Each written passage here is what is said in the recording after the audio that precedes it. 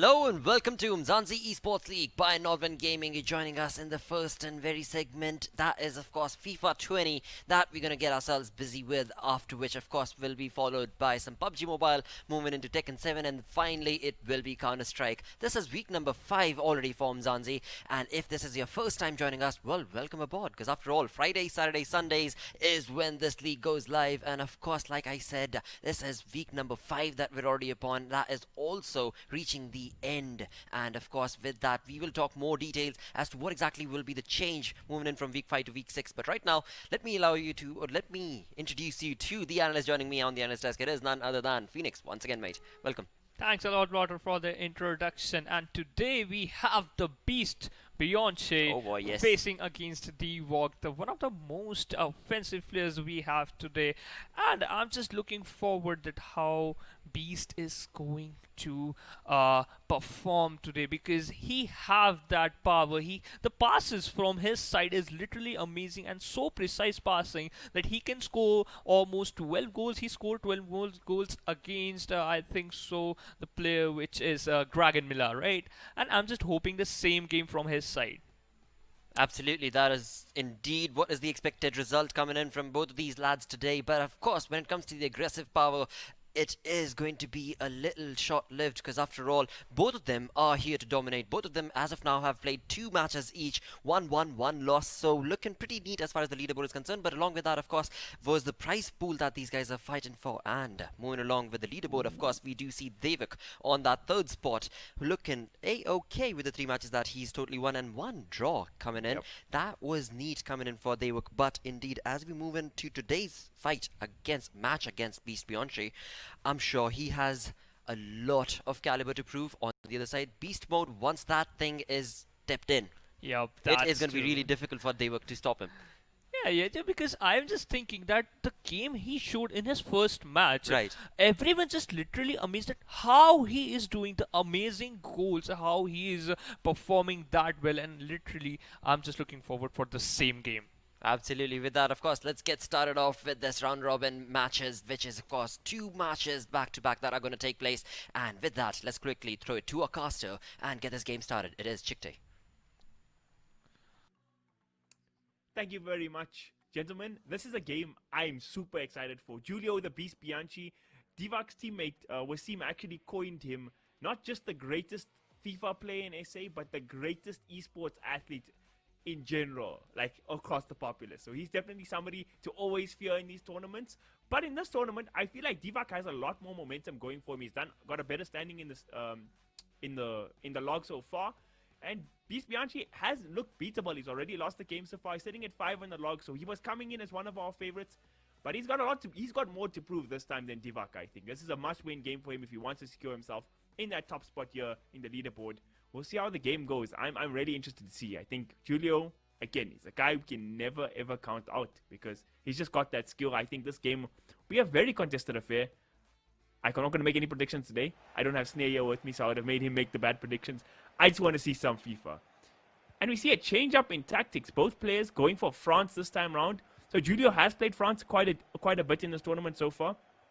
But Liverpool across the board in the event in the Umzansi League has been the most picked team. So both players making a couple of changes here and there. Let's see how it pans out for them though. Deevak will be playing on the left side with the blue kitted France, and Julio on the right. I wonder if these guys set up their teams in the same way. We see Julio actually started Coleman as well. Very contested game so far.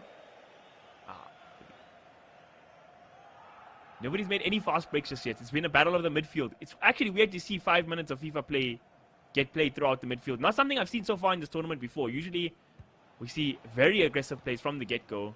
But I think when you have two heavy hitters like this taking it out, battling it out, it helps to go in at a slow pace. You know, I don't think this is a game of favorites. Like one's the challenger, one's the champion. It's more a case of like a very well-matched game of FIFA.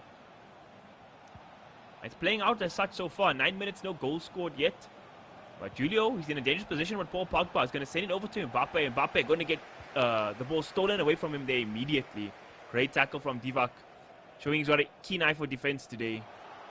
It's a nice through pass there. Oh, is he going to retain possession of the ball? Doesn't seem like it. Kante a little too strong on the tackle. But Bianchi still got the ball. Going to be passing it around quite nicely. Playing it slow for now. Again, not the fast-paced FIFA we usually see Julio playing, and now it might actually cost him. He gives up the ball cheaply in the midfield. So Deevak has a chance to counter, but oh, look at that steal. So beautiful. So clinical. This game's been a scrappy affair so far. Nice, a couple of passes, Deevak strung together there, and a beautiful through ball here to Dembele. Dembele gonna look for the cross. No, he's not going to. He just fakes it in, fakes it out, still holding on to it, sending it to Benieda in the middle. This man can shoot from the far range, but gonna send it back to Osman Dembele in the middle. Looking for his space, trying to find that opportunity, but doesn't manage to get off a shot there. Gonna be dispossessed. Julio's defense looking solid so far in this best of 2 series. Now we'll have a chance to counter attack. Oh, but his pass there from Benieda just not good enough. He read the player well, like trying to go for that left wing to Dembele, like Deevak did earlier, but didn't work out for him now. Deevak back on the attack here with Dembele. That both players are using this wing very well so far, and trying to abuse Osman Dembele there. For good reason, this man has a lot of skill. Oh, showing it there. But the pass, again, nobody getting that pass to the final attacking player. Mbappe hasn't had a chance to finish just yet for either side. The mirror match. Kind of confusing. I'm usually used to seeing the mirror matches when it's Liverpool versus Liverpool, but France versus France, kind of different, but also kind of expected. It was an inevitability at some point in this tournament, I think. I wonder who queued up the pause. I actually didn't see. Somebody's making a tactical change, I would like to think. I wonder what it would be. Match is underway. Ready to go underway once again.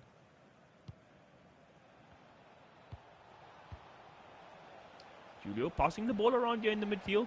Pogba, the man to hold on to now. Sending over to Kuman.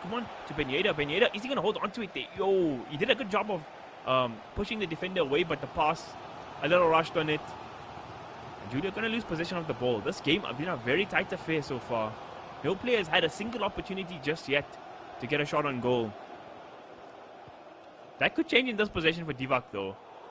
Trying to get the pass to Mbappe there, but didn't get it off. This is just a battle of the midfield for now. Like, nobody has got into the final third of the box.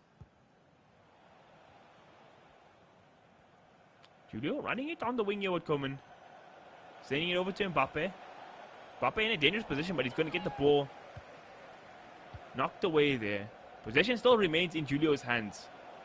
And in a dangerous position now. Coman, can he get off the shot? Near post could be an option, but he gets the ball dispossessed from him. Now Deevak finally retains possession. That was looking dicey for a moment. And still 30 minutes in when we haven't seen a single shot on goal. Pretty crazy. I don't think we've even seen a shot, full stop. On target or off target, but now Coman making the run here on the left. On this side of the pitch is the left, on the other side it's to the right. Now Pogba in a dangerous position, trying to get that pass through to Mbappe, but doesn't manage to do it. And one of the few matches I've casted so far where I can say Mbappe has been quiet. Neither of these players has managed to make any good runs with him so far. Wait, what? What did they call a foul there for? FIFA refs? I don't know if I'm not paying attention or if they just on some other kind of substances right now. But Deevak will be in possession of the ball right now. Running to the midfield with N'Golo Kante. Bringing his winger up now. Going to switch up the play from Mendy to Pogba. Back in the middle. So, going to run the set play here. Benieda to Mbappe. Mbappe could have a bit of space, but no. He gets tackled. And Julio back in possession of the ball. Might try for a counter-attack of his own. So, none of these players have all-out committed to the attack so far. So, we haven't seen any even chances for counter-attack just yet. So, they've been pushing up the play through passes. But now, Julio, he's in a dangerous position in the box. If that ball made it through Mbappe there, could have been a goal. But once again, Deevak reading the play very well with his back line. Now, going to get the ball once again. Strong tackle onto Mbappe. Deevak might actually have a chance to counter. I was saying both these players aren't playing a very bring too many bodies forward when they make their attacks because to avoid the chance of counter-attacking. But Julio did commit quite heavily in the last possession, so this could be Deevak's chance. The ball in a dangerous position to Mbappe, but Mbappe just can't get off a shot. The defense from these two players has been a masterclass so far, in fact. You all want a lesson in defense? Watch this game of FIFA right here, because these two players are absolutely on the money there. We're heading into the end of the first half. This could be the last opportunity before the half ends. Is it going to be the golden opportunity for Julio? He still has the ball. Pineda, can he hold on to it? Can he get a shot off? The pass is through and he hits the crossbar. Oh, man. That was so close. That was so unlucky. I didn't think the pass was going to go off there. But man, oh man. Julio got to be feeling a bit hard done by the game's mechanics right there. If he could have bounced the other way and back into the post, but hit the crossbar, flies all the way out.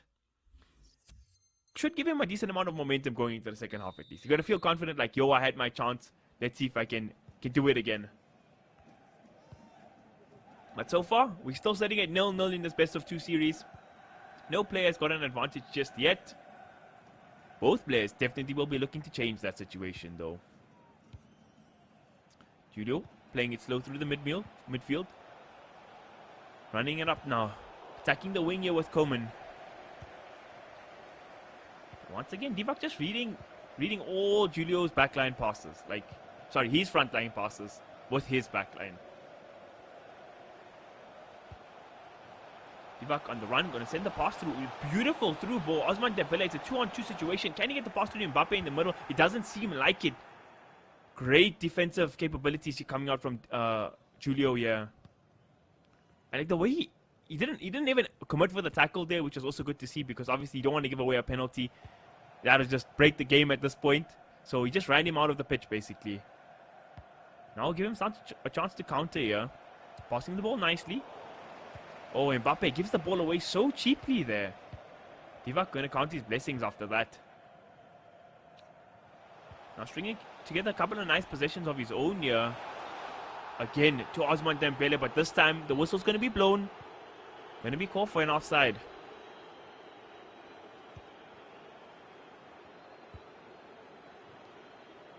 I'm surprised we're seeing a similar tempo in the second half as we did in the first half. I thought we'd see a bit more urgency from both these players in the second half, but again, it is a 2-leg affair, so not too much to rush in this first game. But I think both these players would be much happier going into game number 2 with some goals in their name, you know, with a bit of an advantage at least.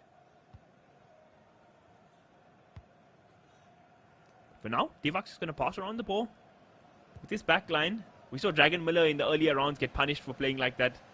These two players are a bit of a different caliber right now, it seems. Oh, what a beautiful turnover there. Oh, gonna give away the ball cheaply there. What is that move called? Ball roll. Sorry, not a turnover. Turnover means something completely different. And now, Julio still passing the ball around in his midfield. Kante making the run on the wing with Kante. You don't see that too often. Pineda over to Coman. Down to Mbappe in the middle. Lots of bodies surrounding Mbappe. He doesn't want to give Julio even an inch of space with Kylian Mbappe. But now, this could be Julio's chance. Shot gets blocked though. Tried to hit it on the first time, but the defender was there. Deevak's defense has had no holes in it thus far. But still, he struggled on attack. This could be his opportunity though. Oh, never mind. Julio's there. The easy dispossession. And the pause this time is queued up by Deevak. I wonder what change he's going to make. It'll be very interesting to see. Not going to try to kick the ball out to force the pause though, obviously. Substitution is not that important. Julio in a good position here. Mbappe with some space, but he's going to get dispossessed now. The backline from both these players has just been stone solid right now. Pogba over to Kante. It's such a slow game so far. Like, it is just a midfield battle. No players had too many chances except for that one Julio had earlier where he hit the crossbar. That was the cleanest look we've had this entire match, which is crazy to see. In 70 minutes in FIFA, we've only seen one shot. One shot total. craziest game of FIFA I've casted yet. I've seen 10-goal FIFA games. I've seen like I thought I've seen it all, but this is something I haven't seen. It's like, especially with these caliber of players, you usually see a lot more goals, but this time, much more defense-oriented game. So Deevak in a good position right now, holding on the ball strongly with Mbappe, but that's Julio's Mbappe came to tackle him there. Sorry, Pogba came to tackle him. Oh, the change that Deevak made was actually putting Antoine Griezmann in. Both players made the decision not to start him this matchup, which is very interesting. Instead, deciding to start Coleman instead for that extra bit of pace on the wing, which is a move I actually agree with. Even though we haven't seen too many attempts through Coleman's side, at least, Dembele has been the winger that these players have really prioritized going to. And Julio might have locked himself into a good position here with that deflection, but no, once again, Deevak there with the tackles. Now passing the ball to his midfield. Griezmann in a good position right now. Sending the ball to Kante in the middle. A lot of defenders still here for Julio, but there's options for Deevak, and he sends it to Coman in the left. But just overruns it straight into Julio's defender there. You actually see, oh my god, what a long ball. Julio with insane vision. Can he do anything with it though? Doesn't look like it this time around. He still has possession of the ball. Very important thing in the game of FIFA, especially when you're needing to get that first and opening goal of the series. Hernandez over to Dembele. Dembele has been the star of the show for both these players, I think. Deevak especially had a lot of opportunities with Dembele attacking on the wing. Julio playing it slow. Not a bad decision at this point in the game. Like, you most likely want to have the last say. So if he scores at like 86, 87, is like the best case scenario, because there's no chance he can concede another goal here in the first leg. Deevak was trying to force the issue there. Didn't manage to get any passes through. Now Julio back with the ball. 3 minutes left of standard time. This could very well be Julio's last attack of the first half. It could be the last attack we're seeing of this first leg, in fact. I said first half, I meant first leg. Technically it's still correct because we have 2 legs, so it is technically half, but that's not what I meant to say.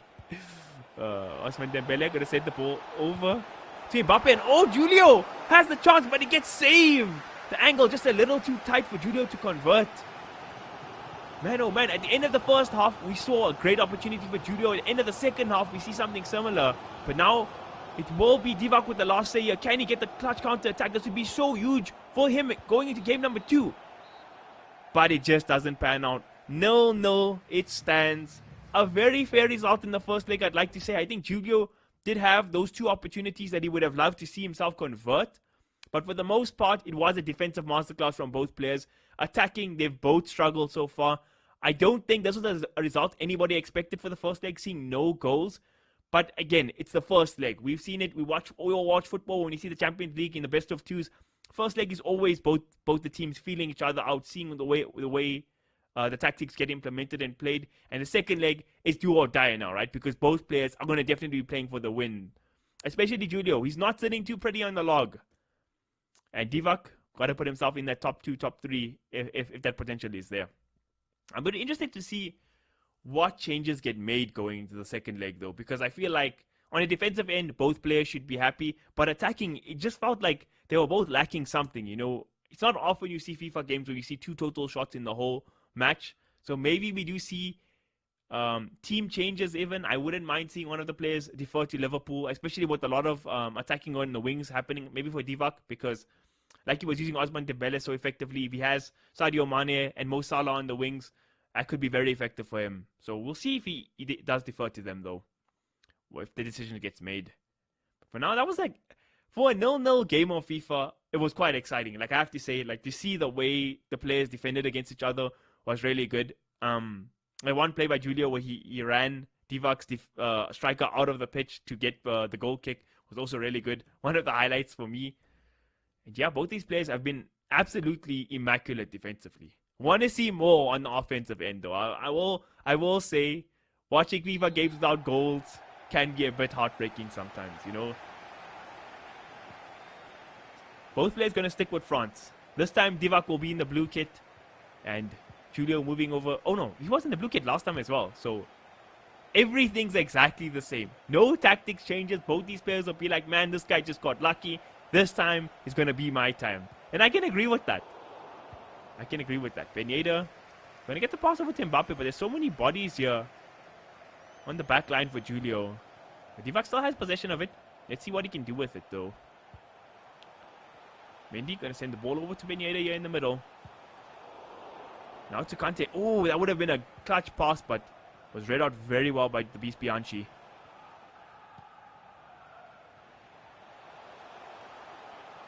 Deevak in a very dangerous position right now. Oh, this could be his chance. Never mind. Offside was called and Lloris was there. So double whammy of bad defensive luck. Or good defensive luck. Bad offensive luck. Now Julio will be playing the ball out from the goal kick. More like goal pass.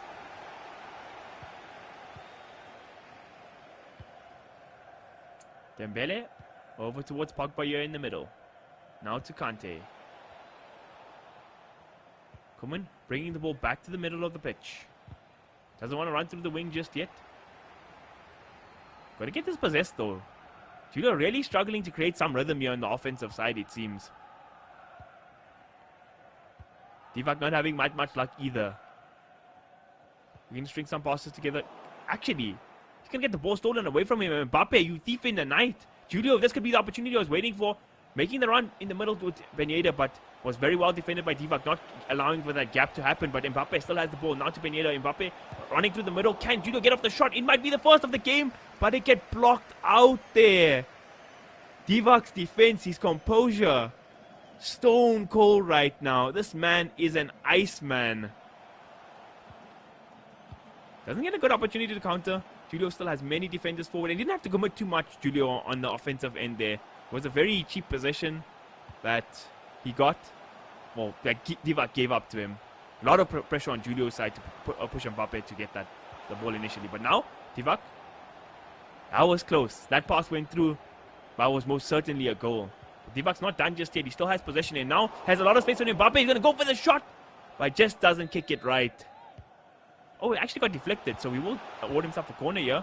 Trying to play the short corner. The pass does not go through. Julio passing. This is like pretty risky passing it in your defense, but we see Deevak made a good emphasis on sending his players right back up the pitch. Doesn't want to give any chance for a counter here. And now, Julio might get it anyways, though. Making a good run with his wing back. And now, Mbappe in the middle with a lot of space. Julio, can he crack open the first goal of the game? Pineda had the look, but the shot just not good enough there.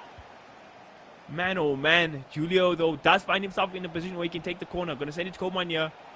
Now to Ndombele. Doesn't go for the shot. I would like to see him YOLO for the long shot there. I know long shots aren't that good in FIFA. Oh, but before we even get to that, Deevak, does he have a chance to counter? The ball to Mbappe's feet. Mbappe tries for the finish. Is he going to get it? The rebound. Yes. No. He must. Are you kidding me? Oh, Deevak going to be kicking himself after that. Kylian Mbappe, you robbed him there, sir. You robbed him. Oh, that was so close. That was so close. The second leg, already a lot more hype than the first. These guys, they heard my praise on the defensive end, and now they're like, we'll show you we can do it up front too. Still no goals, though. Still no goals, so let me not give them the praise too quickly. But Julio's going to be looking for it here. Hernandez in a good position, sending the ball to Pineda. Pineda to Mbappe. Mbappe tries to knock it first time, but the shot just not good enough. Very lackluster, straight to the keeper there. What a beautiful passing from Julio. He's starting to find his rhythm. Something he really struggled with in the first leg. This time around, it's looking much better for both these players. And look at that pass from Deevak. Koeman with a lot of space to Mbappe in the middle. Trying to get the ball back to Koeman. They're looking for that turn, but Julio's defender tackled him just in the nick of time. A lot higher pace in this game. Both these players playing a lot more urgency. They know they don't have the second leg to fall back on. This is the second leg. This is the do or die moment for both these players. Let's see if they can convert though. Julio playing it slow here. Ndombele to Dembele. Bit of a tongue twister there. Passing the ball to Koeman. Koeman with space, but again the shot not good enough. Was from a difficult position there. Edge of the box. It's actually slightly outside the box, it looked like to me. Deevak just looking to stabilize the game a bit. Was really feeling the pressure from Julio TheBeastBianchi in the second leg.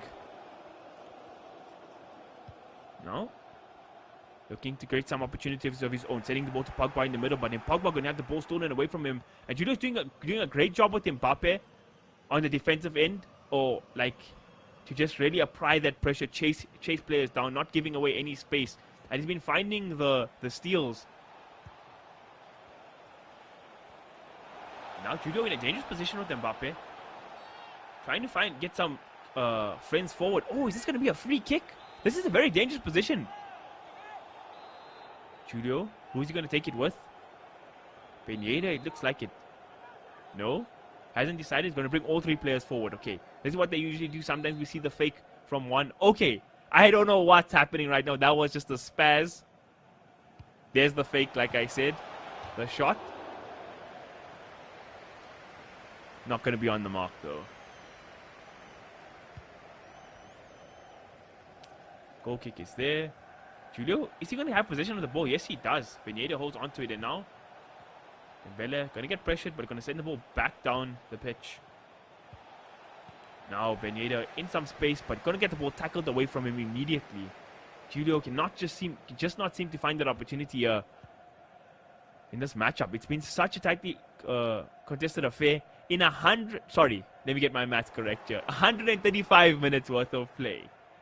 We've seen 0 goals from Deevak and Julio. Now, I'm not a betting man, but if anybody did bet on that, the odds were very, very in your favor this time round because nobody saw this coming. Julio, though, might change the status quo, it seems. Oh, nope, he doesn't. He doesn't. We're going to go to the second half here. As you can see, we've had a lot more shots this time round than in the first leg. 9 from Julio, 5 from Deevak. Or was it the other way around? Was it 5 from Deevak, 5 for Julio? I'm not sure. But in the first leg, we saw 2 shots. And one hit the bar. The other one is a bit lackluster. So, much better game so far. Will we see that goal, though, stream? That's the question I have. Hernandez running forward for Mr. Bianchi. Oh! Deevak going to steal the ball in a dangerous position. Making a good run here with Pineda, but Pineda just doesn't have the... Okay, he does have the pace to beat that play. Okay, I was wrong. I thought he'd just run out of gas there, but with that momentum, beat a few defenders. But to no avail, because the pass down the middle with Pogba not going to be good enough. And now Julio has a counter chance of his own. Osman Dembele going to run the ball out of play, unfortunately.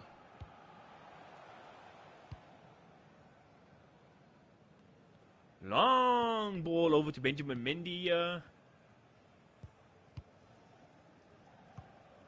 Ooh, that was some cheeky passes from Deevak. It almost looked like Julio going to steal the ball there, but Deevak passing in the nick of time. This time, though, Julio does get possession of the ball in a dangerous position. Gonna play it slow, though. Oh, deflection. It will be Julio's ball still. He'll retain possession. I'll send over to Pogba. You're in the middle. Pogba? His pass gets stolen by clone Pogba. Deevak. Both players slowing down the tempo, it seems a bit. They want to retain control of this game, at least possession-wise. Don't let their opponents get any momentum. And just slowly work their way towards the goal, but hasn't been successful so far. Whoever's been playing slow, like, it just doesn't seem to work in this matchup at least. The more aggressive player seems to be favored right now, even though the goals don't show it. I felt like when Julio's been hard pressing to go forward, that's when he's seen the most opportunities. Seems a similar situation for Deevak as well. Though Deevak had a lot more counter-attacking opportunities. Deevak has queued up the post, so he'll probably make some tactical changes in the next out ball. Julio in a dangerous position right now. Can't get off any shots. And will have the ball stolen away, so Deevak minimizing his wrist. Giving him chance. Oh, man. Sloppy pass. Julio back on the attack here. Again, biding his time, bringing many bodies forward. Oh, what a pass! But Lloris was there just in the nick of time to stamp out that play. That was so close. If Mbappe got a touch on that, that could have been potentially a goal. And now it's a 2-on-1. Can Deevak score this? Doesn't want to make the pass too soon because that was a chance for offside there. Oh, Mbappe's run was just a bit poor. Man, oh man. He just ran offside. I think if he wasn't offside, Deevak could have made that pass. Oh man. That's the computer's fault. Deevak, take no responsibility for that, sir. And Julio might have a counter of his own. Never mind. Defense, a little too solid from Deevak still. We've been seeing counter-attack after counter-attack after counter-attack. This is the third straight one. Deevak has a lot of options. But that's one option he didn't think about. Julio stealing the ball away. Julio now going to send the ball all the way to Mendy on the wing. Sorry, that was not Mendy. It was Coleman. That makes a lot more sense. I was wondering. Mendy would not be playing there. Mbappe over to Dembele. Dembele with a shot and it hits the crossbar.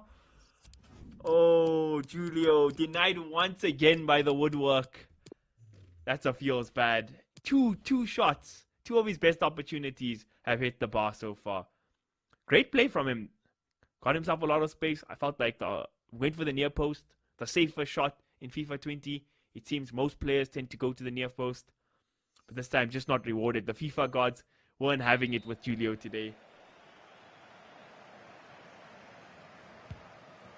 And I think Deevak really needs to be counting his blessings right now because Julio could very well have been 2 up in this series.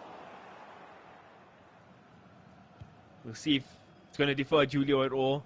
The run of quote-unquote bad luck. Or if he's just going to spur him on even more. I think if I was playing against the Beast, I would be worried about that.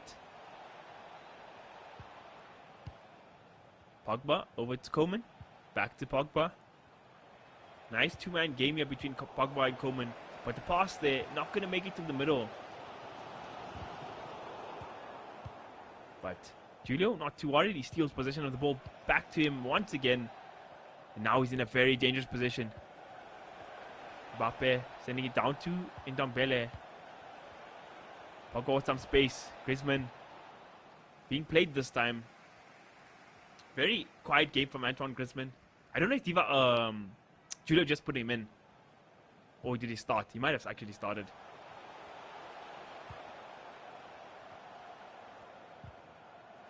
Deevak holding on to the ball there. Griezmann had a lot of bodies around him, so very impressive that Deevak still has the ball.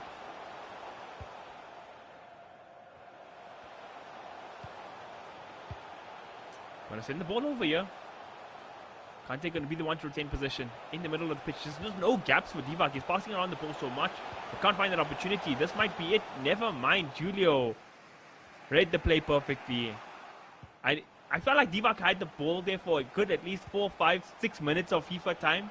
But there was just no opportunities for him. But as I say that, this could be the one. A golden opportunity. Deevak gets the lead in the series. In what a catastrophic way for Julio. After he steals possession, after that great bout of defense, he makes one sloppy pass and then that's the first goal we see. 86 minutes. Oh man, the FIFA gods absolutely laughing down at Julio right now because he's been, I feel like, the player with more opportunities this game. He had the 2 opportunities on the crossbar. And then he just gets hard done by one bad pass, but this could be his chance to equal out the series. No! Griezmann floats it wide. Oh man, if I'm Deevak, I'm counting all my blessings right now because he's gonna get the W as it stands. He's gonna get the win. Only 2 minutes of added time and he has possession of the ball. Can he make it 2 goals here? Deevak doesn't get the opportunity to go 2 up. But he might still walk away with the win here. Julio will have one opportunity to tie up the series, to give himself at least 1 point in this game. Not going to get it. The whistle is blown. Deevak is our victor here today. What a tightly contested affair of FIFA 2. Of FIFA 20 here. 1 goal in 180 minutes of playtime. I never expected it from these players. Not even in my wildest dreams did I only think we'd see 1 goal. The second match, very exciting. So many opportunities all around. But I gotta feel bad for Julio. 2 of his shots hit the crossbar. but no goals for him. Deevak takes the win. Panelists, what do you all have to say about this match? Thank you so very much, Ikti, for that wonderful castmate. What a play, though. What an incredible play. A knock-knock play, as I like to call it, indeed. But GG's to both the players because they brought in the A game, but nobody was able to capitalize. That's true. And finally, Deevak just scored the goal at 85 minutes of the second game. Wow. Finally, the stadium was quiet because nobody is able to score a goal. TheBeastBianchi got some opportunities, but he could not able to capitalize on that. And finally, Deevak just scored a goal in a very amazing game, in a very amazing way. And I'm literally amazed. We both are just watching their match, and this what happening. If one player is just going towards the opponent half, then he just lost the ball, and the same thing going again and again. That was a respectable play coming in from both the lads. Indeed, it was like, you know, it's already set up. How about I try first? If I'm not able to capitalize, how about you counter, and then I will try again, and then you knock it along, and then, and so on and so forth. And that is how match number 1 and pretty much match number 2 went along as well. But eventually, in those final 5 minutes, Deevak was somehow able to bring those passes bang to perfection and indeed got that goal. But yeah, I mean, this is something that we did notice in the game. This is something that, of course, Chikte pointed out. You did point out as well. The 2 shots that TheBeastBianchi made on target, bang on the money, but the crossbar, dude.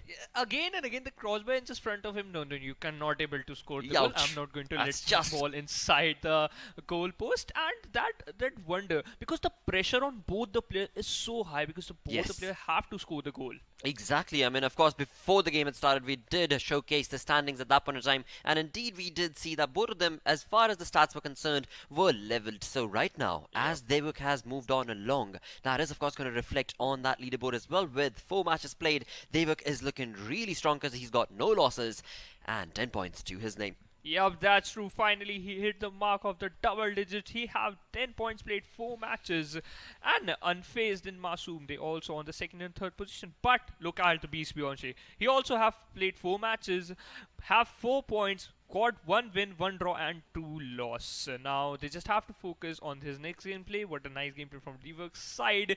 And finally, we saw a winner. I'm just thinking that this match is going to be end in a draw. But no, Deevak just proved us wrong, and the other players also wrong that, yep, I can score the goal, and I won the match. Absolutely, but once again, nothing taken away from both their gameplays, because indeed they tried their level best, and of course that goal could have gotten in from TheBeastBianchi's side as well, but it was just Deevak who was able to capitalize on that particular moment, and indeed with that taking the victory and getting his name all the way to the top of the leaderboard. But yes, with that we do reach the end of our FIFA 20 segment. We're going to go on a short break. Coming after this is, of course, PUBG Mobile.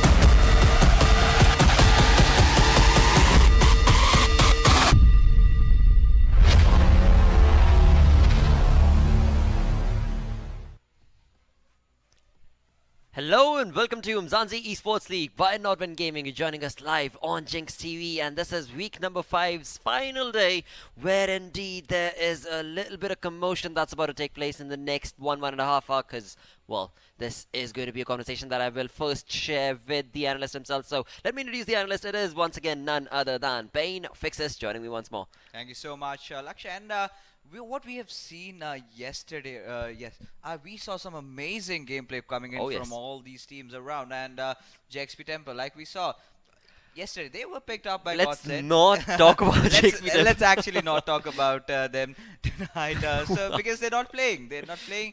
We have other teams. We have Team Vibe. Yes. We have even For You Quest. They all will be joining the fray. And today we have to see what new winners we're gonna get. Absolutely. Today is going to be a battle between Group B going against Group C indeed, and those who are not going to be able to perform are going to be stuck in that red zone. And of course, the red zone that I'm talking about is going to be a relegation zone, and that is nothing that anybody wants to look at. Now, of course, with that, we did have a little bit of sneak peek off the leaderboard. Of course, you couldn't really notice what was going on, so we'll do it once more for you guys, where indeed we start off from the bottom of the page. That is the master leaderboard that we're looking at, and indeed, I mean, this is something that Fixes we've spoken about so many times.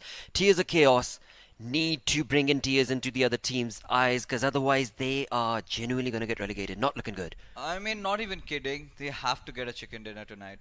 If they do not, because the point difference is so massive, almost a double of what Immortals have right now. They're sitting at 36, and they're barely sitting at 19. For making sure they qualify into the next round, they have to get a chicken dinner. They also have to play a good game in the second one as well. So, yeah, definitely. Otherwise, it's totally donezo. But another team that is looking really in a bad spot is Team NF Unique. Yes, again, I was genuinely wanting to point that out as the next team itself, because Team NFX Unique is one team that we have seen some wonderful, incredible plays from. But indeed, I mean, Rush God, Sky, all of these lads have been wonderful in round 1. Somehow, as we moved into round 2, the journey for them, or the storyline for them, has been a bit of a tough luck. And indeed, that is something that has brought them all the way down in the bottom of that leaderboard. They're on the 21st position, not looking too good, but looking at the medium team place-holding teams right now, the ones that are in the center of all the commotion and looking a-okay for now, are certainly going to be all of these teams in front of our screens, where a couple of teams to probably point out are going to be Gamers United Nations. Well, one more team. Do apologize, sorry. No. The thing I was trying to say is that all these teams have nothing really much to worry about. Which is true. They all have qualified into the next round. They just have to play their best A game. And it's maybe a competition to get into the first page. But apart from that, I don't see any kind of trouble for all these teams right now. But the entire thing, comes down to those teams who are on the bottom 24. So that's the thing, that's the place where these teams have to work on.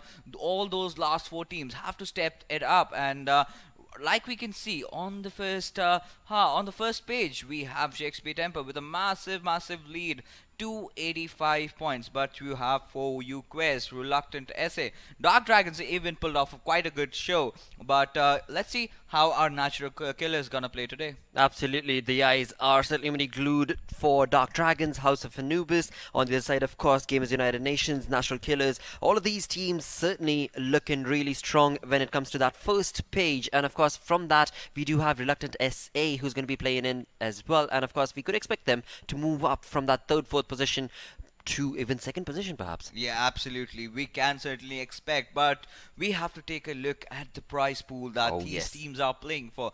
And 493,000 rands. I mean, this is massive. Look at Season 1, 500,000 rands. And from which, if you just add them up, it goes for 1 million rands. And out of which, the entire, almost the half of the prize pool goes to its PUBG Mobile. This certainly showcases how popular this game has become in such a short span of time, and the competition that has risen alongside it. Absolutely has. And with that, also let's take way into the groups that are playing today. That is going to be Group B going against Group C. As we mentioned earlier, when it comes to Group B, based on the master leaderboard that we witnessed, Team NFX Unique not looking too good.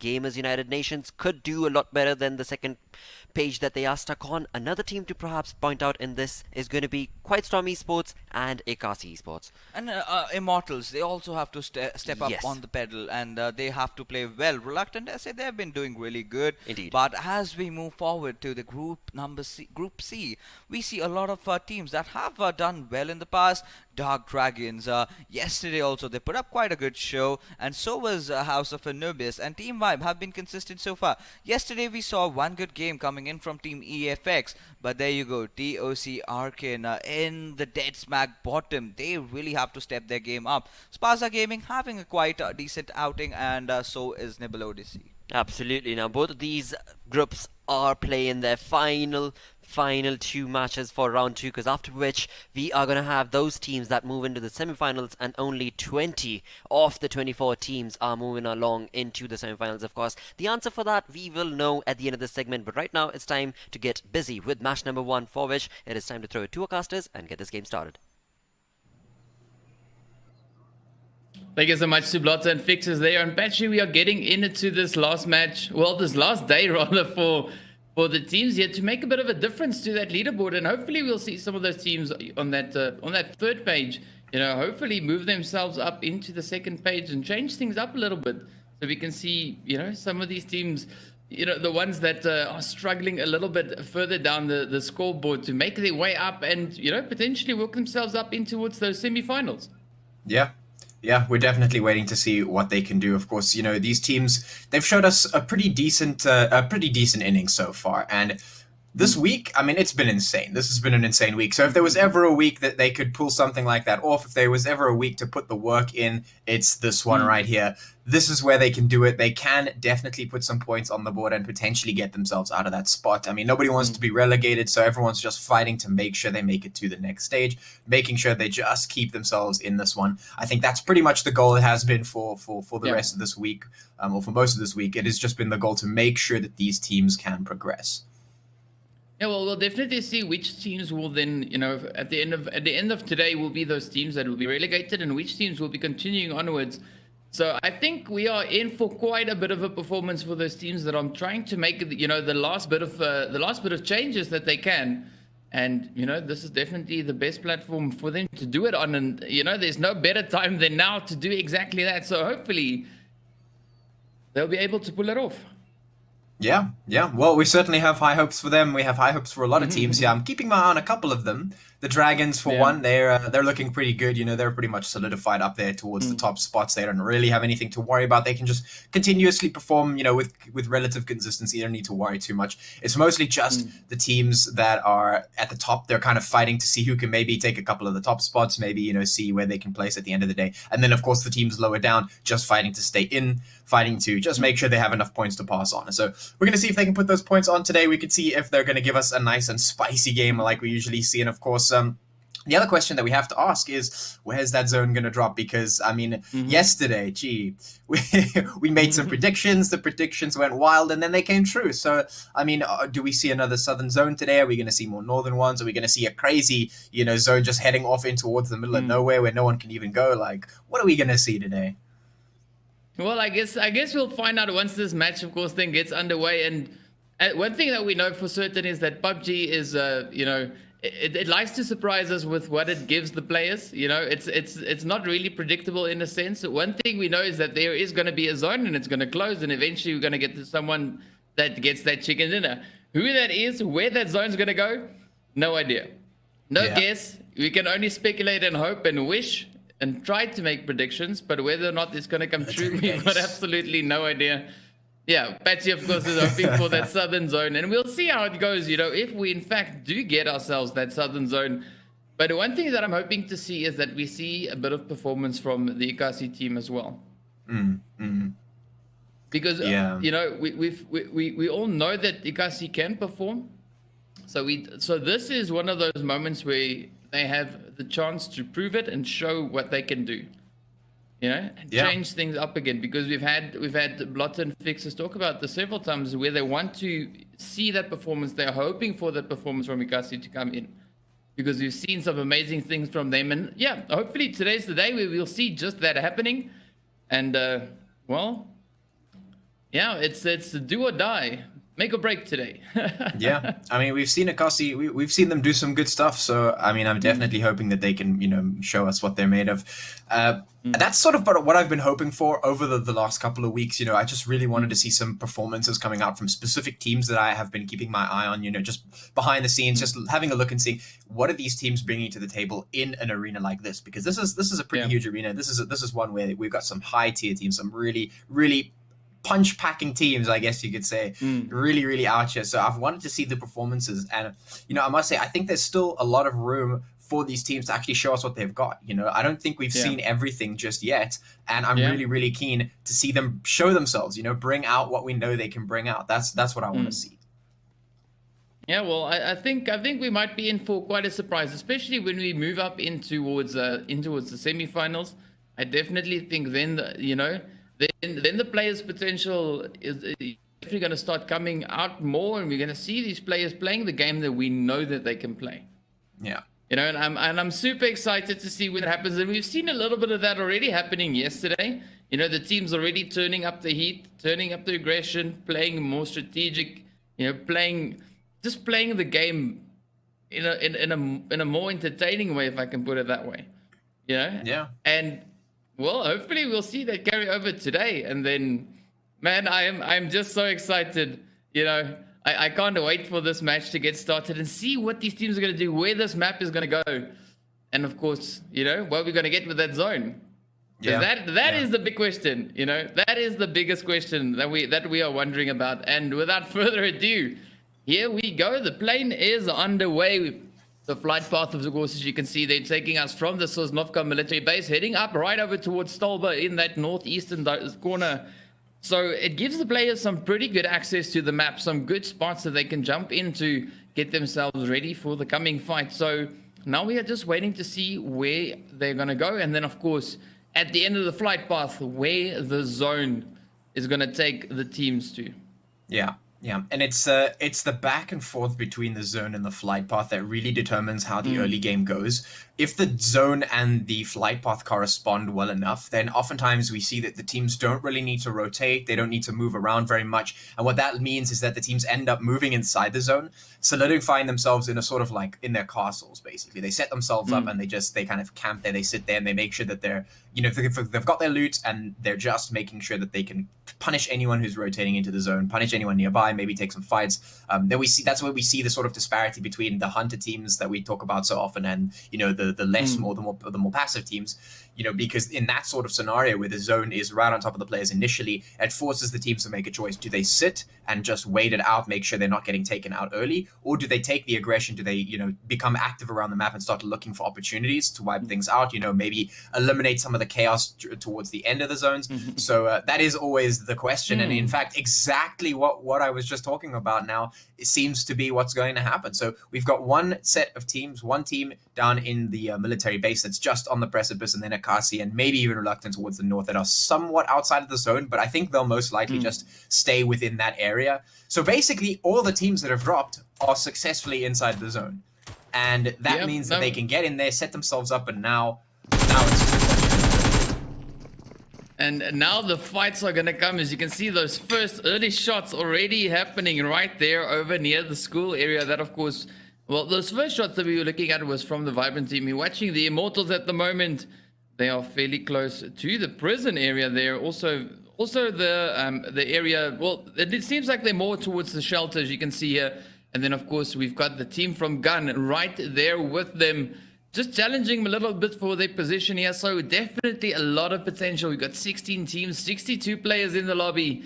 And yeah, a lot of action for today.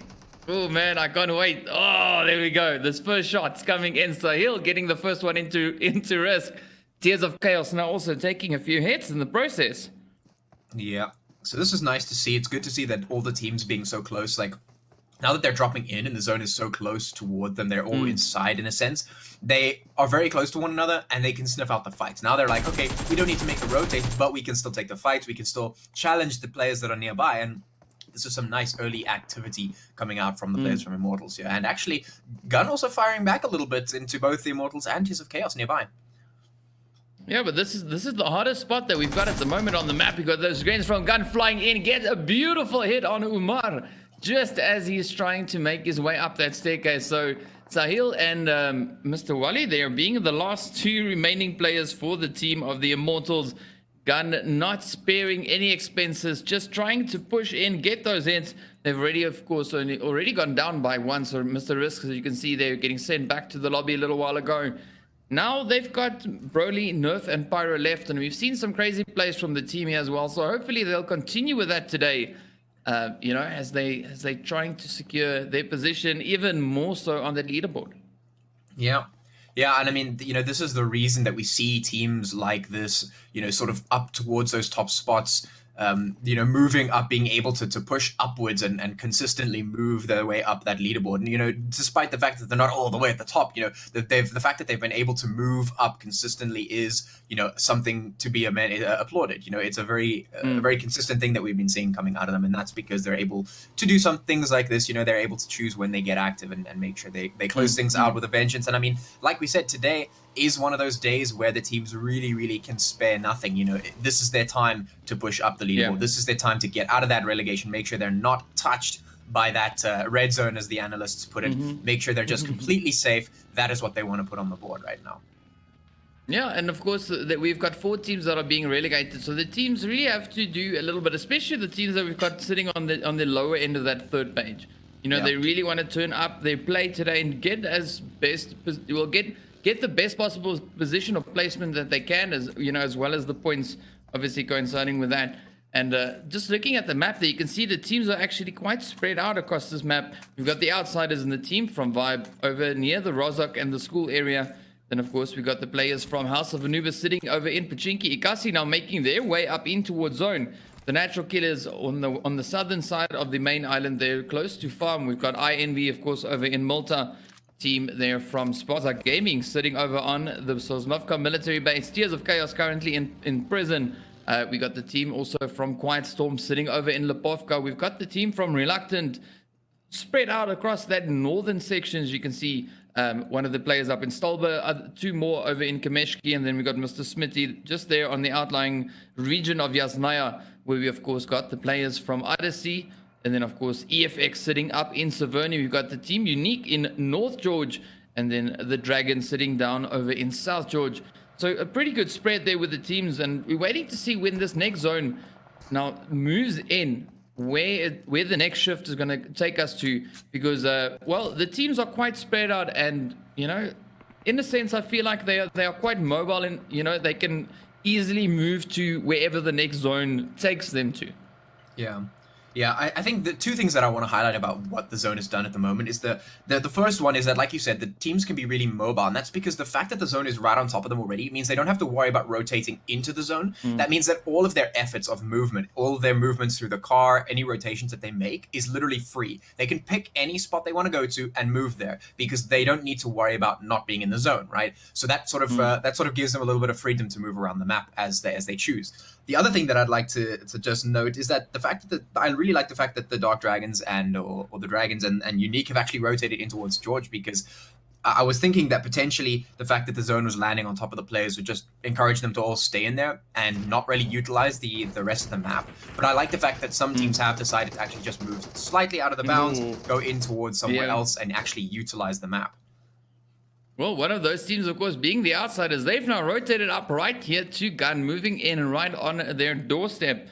And, of course, we also have the Immortals just over to the north, and Odyssey also doing a little bit of a pass-by, not too far away. So we'll see whether or not these teams now start their engagements, because there's a lot of potential. When these teams, one thing that we also notice is when these teams land in a zone like we have in this one, you know, they get a little bit restless because they are so used or so accustomed to, you know, having to rotate up in towards that zone. And when we have a zone like this, it actually brings out very entertaining gameplay by these players, because they now need to start to do something that they are not really accustomed to, and they get, like you said, you know, they get a little bit impatient. They start going out looking for those fights. Yeah, which is absolutely fantastic.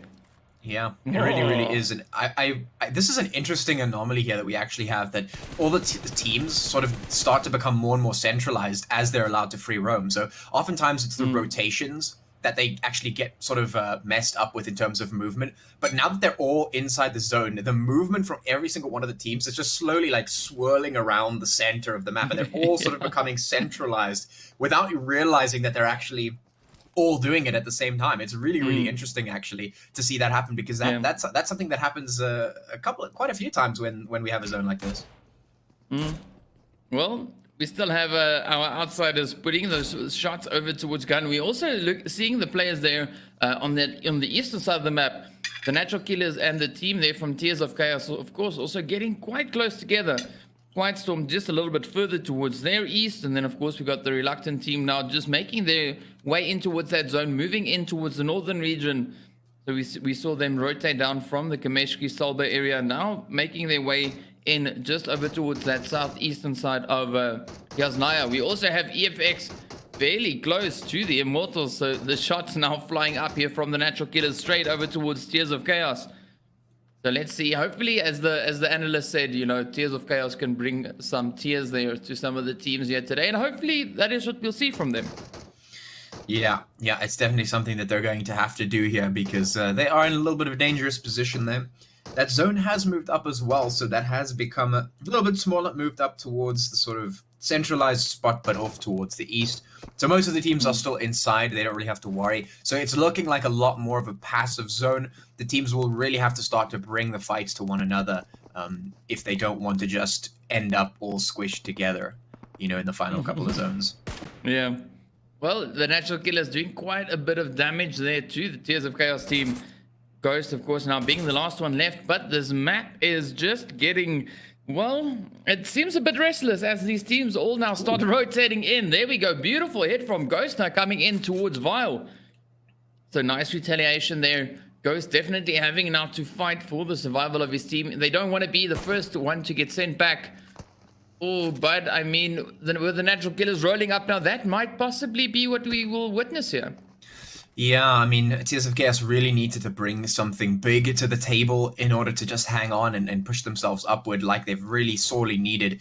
And right now, all of those hopes lie in Ghost. It's everything down to him right now. He's whipped out his guns and he's trying to take the fight, but it just won't happen. He's not able to take down two players immediately. And, well, that seals the deal for the team now in this round. Yeah. Well, there we go. The Immortals also now putting a few shots in towards Odyssey. Odyssey returning a little bit of fire there as well. Look at that map, though. It is so cram-packed with teams in that central region. Wow. And what you were saying about the team spiraling in, you know, you can see it on the map there. We've got the Dragons, of course, the players there from Unique now making their way up in towards Zone as well. And hopefully they're going to join the teams in the central part here. It does seem like the Dragons are heading straight in towards this. They passing, well, just about to pass by the players there from Mikasi, and yeah, the action is due to follow momentarily as these teams get so close. Oh, there we go. The shots already coming in. Oh, that is what we love to see. Yeah, the centralization of teams right now is just putting them in close proximity. I mean, this could already be a middle to final zone at this stage because of the way the teams are just so closely in proximity to one another. They're already putting the shots across. They're already taking some fights here. You could see that the teams know what is on the line at this one. They know they need to put those points on the board. They know this is that one. And I mean, those teams that are higher up on the scoreboard, they might even be looking to be a little bit of a poaching and actually just cut out some of the teams, you know, force them out early on just to secure their defeats, basically. You know, it sounds a bit mean, but that's what these teams could be doing. Yeah, this is really what's riding on this map. Yeah, the only team we're waiting for to join the party now being the players there from INV all the way down in the south. Very slow with their rotation, in no rush whatsoever. And now we are seeing the zone moving up. We've got House of Anubis, Odyssey, Reluctant, and Gun, as well as quite so many effects already in that zone. Now, if they play this well, they could set up a bit of a gatekeep there and stop the teams that are outside from coming in and really rake in those kills. I mean, this would be the opportune moment to do that. Oh, yeah. You know, if you ever wanted kills and kind of have the players coming to you, you know, this is one of those situations. Yeah.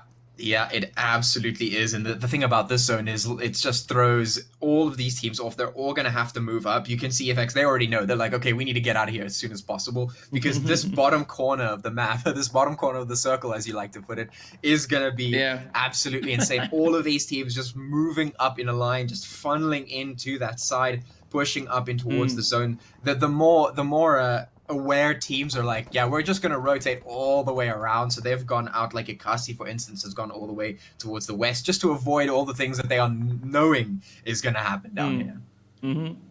And I mean, Unique doing exactly the same, rotating all the way around Yasnaya to get in towards that northern section of the map there. And the rest of their teams are just moving in. You can see the players here from Spaza Gaming now moving in on the team there from Reluctant. So hopefully we'll see a little bit of exchange between these teams. Odyssey also now putting a few shots in towards the Dragons. So yeah, definitely a lot of action. The Outsiders, of course, now moving up towards Vibe as well, as you can see on the map there. So it is gonna be an action-packed zone yet another time for another round as these teams just keep on pushing in. Those grants flying up. We've got the players here from Spaza Gaming now moving in on Reluctant. A few hits already going across. Let's see, will Reluctant be able to pull it off? We got, well, Blitz seems to be the last one left for the team here. I think the others are all knocked. Well, Smitty and Blitz, the two hopefuls. Yeah, I mean, we knew the fighting was going to happen. We saw it coming from a mile away, and the teams, they knew it too. They had to get engaged. They had to take all the fights. You could see Blitz now taking the hits as well. Smitty going to try and maybe get the res, but this is a difficult position to play around if the push comes through, and actually this Gren could end it all right here. They're getting sent straight in. This could be the dunk. Is this going to be another day for dunks? No, well, they definitely got a few thirsts in that one, but, well, one thirst, I must say. But we've got them moving up now, right over towards the players here from Reluctant. Gren coming in from the side. Now the one stepping in. Will it be the one? Oh! Slam. Wow. It is another day for slam dunks. My question has been answered. Thank you. Wait, how did the buggy get up there? Wait, what? Look. Yo, I really need to know how that got up there right now. I'm so confused. Wow. Oh, wow. Well, I mean, talk about a surprise. That was definitely quite a big surprise. The shots going all over the place. The Natural Killers now moving in, putting the hits into iEnvy. Wow. Sending them to the lobby. 11 teams left now. Quiet Storm, the next targets here for the Natural Killers. The Natural Killers staying true to their name, already sitting on 6 kills. Yeah, that was a pretty tough fight though there between the players from Spaza Gaming and the team from Reluctant. You know, yeah. Well, I guess it just wasn't their day because we had a super aggressive push by Spaza Gaming, being relentless with those grains, just putting them in. Yeah. I mean, they managed to get a car up onto the balcony somehow, so they must have been doing something right in that one. It was destined to go their way, it seems. But yes, we will be left with 11 teams and 40 players remaining now. The zone has shifted up towards the north, which means that some of these teams will have to rotate in. Quiet Storm's going to have to move in there from the south. They're moving their way up. Gun going to be just on their tail as well. The Natural Killers just up ahead of them. Spaza Gaming now moving up, and EFX also taking a fight here as well against House of Anubis, who not looking too good. EFX just putting the work in. They're taking them down as soon as they pull up. I mean, House of Anubis in a bit of trouble, as you saw them in the kill feed just getting slaughtered by 2 teams there. That being the players, of course, now from Spaza Gaming and EFX. Some great shots being put in there. We're watching the players from Quiet Storm, Gun, and the Natural Killers now making their rotation up in towards that zone. The remainder of the teams already managing it to find a pretty good position. Now we wait to see whether or not these teams can hold on to those positions. You know, Spaza Gaming, of course, now just pushing up as much as they can, moving in, and the shots, of course, now going off between Vibe and Gun. EFX also putting some more shots in. Up comes Spaza Gaming. Beautiful shooting by Reverb. Wow, that is one way. Well, that was bait, sorry. So that is one way to say hello to a team that is just pushing up into your position. I mean, wow. Yeah, I figured you'd say something like that as they blew the car up. Your favorite thing to see up in there. But well, we're gonna have a nice, jam-packed zone up here. All the teams making their way in there, and the zone it's getting smaller at a nice, quick rate. It's really gonna force these teams inward. Now you can see Hippo trying to put some hits along towards Quiet Storm here, right in their crosshairs. Just trying to send the hits over as that blue zone is making its way in, slowly but surely closing in. Sella gonna get knocked by a Gren coming through. Unique gonna be putting those ones in as well. So Unique is coming up just below the Natural Killers, and right ahead of them is Quiet Storm. So we've got a bit of a three-way battle here.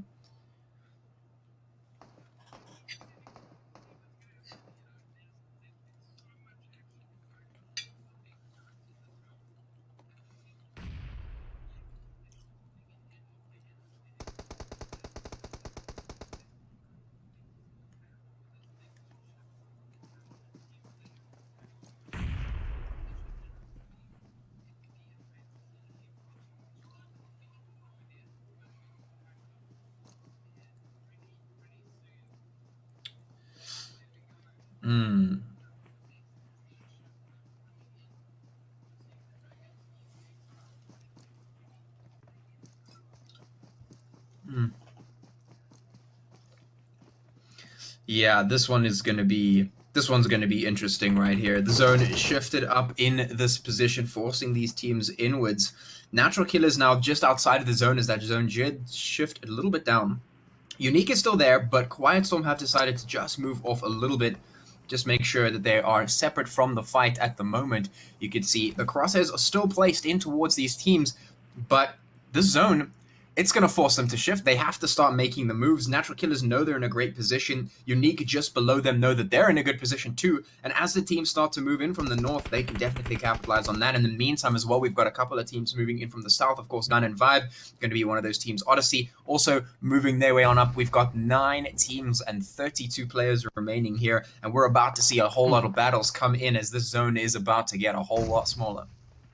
Well, there we go. We've got Gun also now just moving in. The Natural Killers trying to make that push in. The team, of course, from Unique. Oh, just off in distance shots now flying in.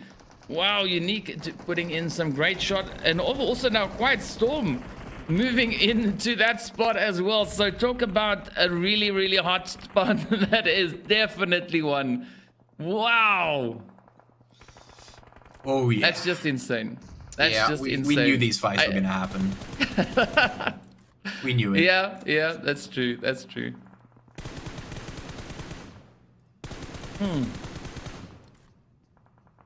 So I'm waiting to see now whether this western side of the map, whether we're going to see a lot of action coming in from that side, because we have the Dragons, Odyssey, and Vibrant trying to move in from that side.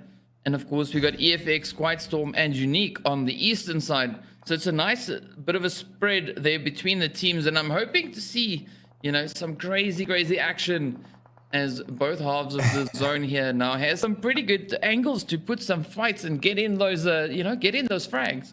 Yeah, I mean, I'm surprised you didn't just throw a party again, because we've just seen another explosion and it wiped out the entirety of the Natural Killers.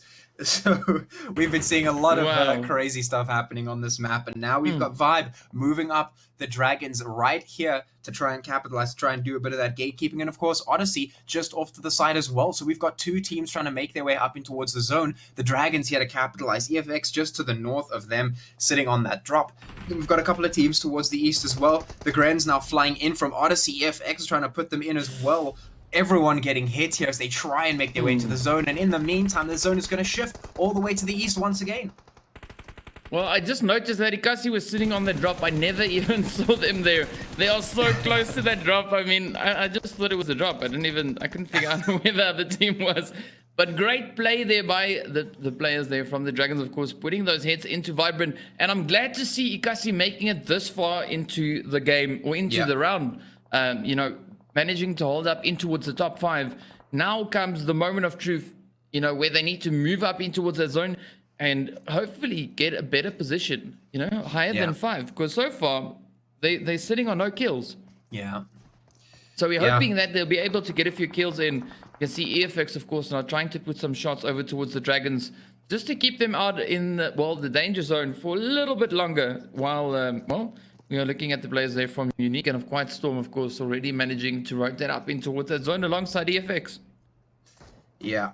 Yeah, and like you said, Inkosi, you really need to look at going into this one as strong as possible because, yeah, this is the time for them to be tested. You know, this will test their mettle. Now they're going to be moving up, and the Dragons going to be putting those hits in. Inkosi trying to assault them, trying to take them down. The hits now flying into them at this point. Vegeta going to be the one to fall there as the Dragons are being assaulted at the moment. You can see this is going to be a close one, but Inkosi know that this is their final do or die time. They need to make something happen, otherwise it's just over. As the blue zone going to be helping them out a little bit as well, but well, is not so much of a friend. The blue zone is never your friend. It is in fact a foe as well, and well, it is going to be doing the damage. So the Dragons will make it out. Inkosi not looking like they're going to survive this one. The rotations coming in from Blade, as you can see here, moving his way on up. But Unique, Quiet Storm, and EFX already all the way up there in zone. So they're going to have a nice, little, interesting welcoming party here as they make their way in. And well, this is where the final teams will be decided. This is where everything is going to happen. Yep, and that is one of the dangers of a rotation. You know, late into a zone is there's teams sitting there just waiting for you to come in. Yeah. You know, they've got their traps laid, everything set, and just waiting for the players, of course, to just walk straight into those, or in this case, drive right on up into it. So some pretty good plays that we saw there. We are looking now at the players from Unique, Quiet Storm, and of course the players there from EFX, battling it out for that chicken dinner position. Man, and the kills are looking not too shabby either. Yeah. Yeah, it is definitely quite a tight one. Now we're left with those last remaining teams. 3 teams as the zone moves in. The zone basically going to be a null factor unless these teams can somehow survive in it, like we've seen a couple times before. I think it was yesterday where we had like 11 people inside a tiny zone. If they can do that again, sure. But I think at this point now, this is where we're going to see the teams start to knock one another out, and this is where that chicken dinner gets decided right here. These teams are going to be popping some util to try and disguise themselves, but it's not going to be enough for the moment because Quiet Storm trying to survive against the assault from Unique as Unique move their way on up. How long do these teams last is the question. Yeah, well, Unique had a pretty good position there, having that higher ground advantage. You know, they really capitalized on that. And now we slowly but surely see them moving down in towards the remainder of the map, just rushing up straight in towards Quiet Storm here. Quiet Storm trying to survive out in this little shack, but the shots are flying in. Rush now getting hit. Hexor also taking a bit of damage there. Down goes Rusty. We got Lone God now. The lone one, but no, not anymore. Hexor is the last hopeful for Quiet Storm. Let's see, will he be able to pull it off, or will Unique be able to land those shots? Up they come, pushing in. Oh! And down they go. Wow. Wow. That was quite... Wow. Yeah. I mean, what else to say there? Like, it almost seemed like Unique was going to lose a grip of that one as they pushed in. Quiet Storm putting up such a good fight, but now EFX capitalizing on this movement here. They know that the team here from Unique is low. They know they can take this one, and they are putting the hits straight in. Merciless moves from EFX here. They're just going to capitalize on this position, moving straight up on in. But is Unique going to be able to hold on for much longer? Can they put the hits in? The push comes through, and the match is over. That was absolute insanity, but what a play by EFX, just rushing in, coming in, getting that hit. I mean, beautiful, beautiful play, beautiful, beautiful finish there. Well freaking done. But in fact, this whole match, this whole round that we just watched was absolutely insane. It was. I mean, there was action all the way through, and yeah, I really need to commend the teams for putting up a fantastic performance. That was absolutely insane. And then, of course, you know, well done to our top 3 that we had in that round there, being EFX, Unique, and Quiet Storm. Some crazy, crazy plays to get it up all the way into there. Some very, very crazy stuff there. Very interesting and a great way to start off the final day for this week. I'm really, really keen to see what we're going to see next. But of course, let's throw it over to our analysts to see what they have to say about this one. Thank you so very much, Bashi and DK. Indeed, what a wonderful game. What a miraculous escape it was for NFX Unique. And I'm sure with that many kills and second, they are certainly getting far away from that relegation zone as much as possible. But EFX making everybody proud. Yeah, EFX certainly capitalizing on that situation, that fight Right. that happened between NFX Unique and Quiet Storm Esports. But amidst everything, leaving that aside, what on earth was the last surviving member of Dark Dragons up to? He went in for a merry ride with his bike, and he saw that there were few enemies up on the top. He went down right on somewhere near towards the members of White Storm Esports, I Right. believe, and then he just got shot down from up above. Yep. I mean, at the end circles, you need to be very, very sure as to where you're going, and if you're going over there, just go there with full conviction, because if you change your route in the last moment, then, Right. you're not sure of what you're gonna do after that, and that is exactly what happened with them. But yes, like you mentioned, Quite Storm Esports, NF Unique, dude, this game was really, really important for them. Yes, it certainly was. I mean, one thing we can say for sure when it comes to QST is the fact that they love to play that passive approach, Yeah. and that is why they've got the name Quiet, or rather the word Quiet, in that stormy gameplay that they bring to the table. At times we've seen them in round one, we certainly Yeah. did. They were able to proclaim that, not necessarily the throne, but that they do deserve a spot. But now, it seems like with that sort of performance, it's alright to get placement points, but now it's going to get a bit more aggressive where every single team is out for that kill and for that chicken dinner. You better try and get at least 1 or 2 kills, because that is certainly going to help you in the long run. Because after all, right now, one team that we can surely say is not able to bring in that A-Force domination is Tears of Chaos. The Arcane in that team is just moving along in a different flow than what was expected off of this team. But indeed, that's okay. As we move on with the match standings themselves, let's quickly find out what the storyline has been for the teams that were about to get relegated. Starting off from the 16th spot, it is TOC Arcane. I mean, no surprises there, absolutely, because we've seen TOC struggle so much, and so the same goes for Immortals as well. I believe now it's too late, and these are the two teams that we can say with conviction have been eliminated. But Inkosi Esports, that was a decent outing, getting those good placement points. Gamers United Nations, nothing really much to worry about, to be honest, because this as a team, they've been on the middle order. They have Right. nothing really troubling them. They've qualified. But yeah, like you mentioned. But yes, NF Unique after this match, after this second position and some good amount of kills, True. they've kind of cemented their way into the semi-finals. Absolutely have, and that play coming into the final circle, towards the final circle itself, coming in from Team NFX Unique was incredible. I mean, the aggressive approach that they had was GG's, wonderfully played. I mean, the grenades coming in, the amount of firepower coming in. NFX Unique was putting the nail to the coffin this time around and showcasing that, mate, we are here to dominate once again. Yeah, that absolutely rhymed over there. But yeah, taking a look at the teams who have been playing really well in this particular game. Team EFX, like we mentioned, Chicken Dinner, 12 kills.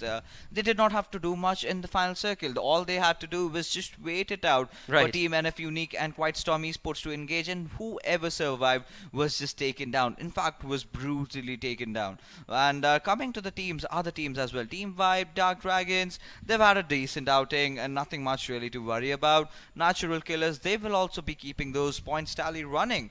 But yes, like we mentioned, TOC Arcane and Immortals, they are even if at this point, if TOC Arcane gets a chicken dinner, I don't think things are going to change at all. No, certainly not. It has just, the train has left. I mean, it's reached 2 platforms up ahead, and it certainly seems to not be turning around for this team of TOC Arcane.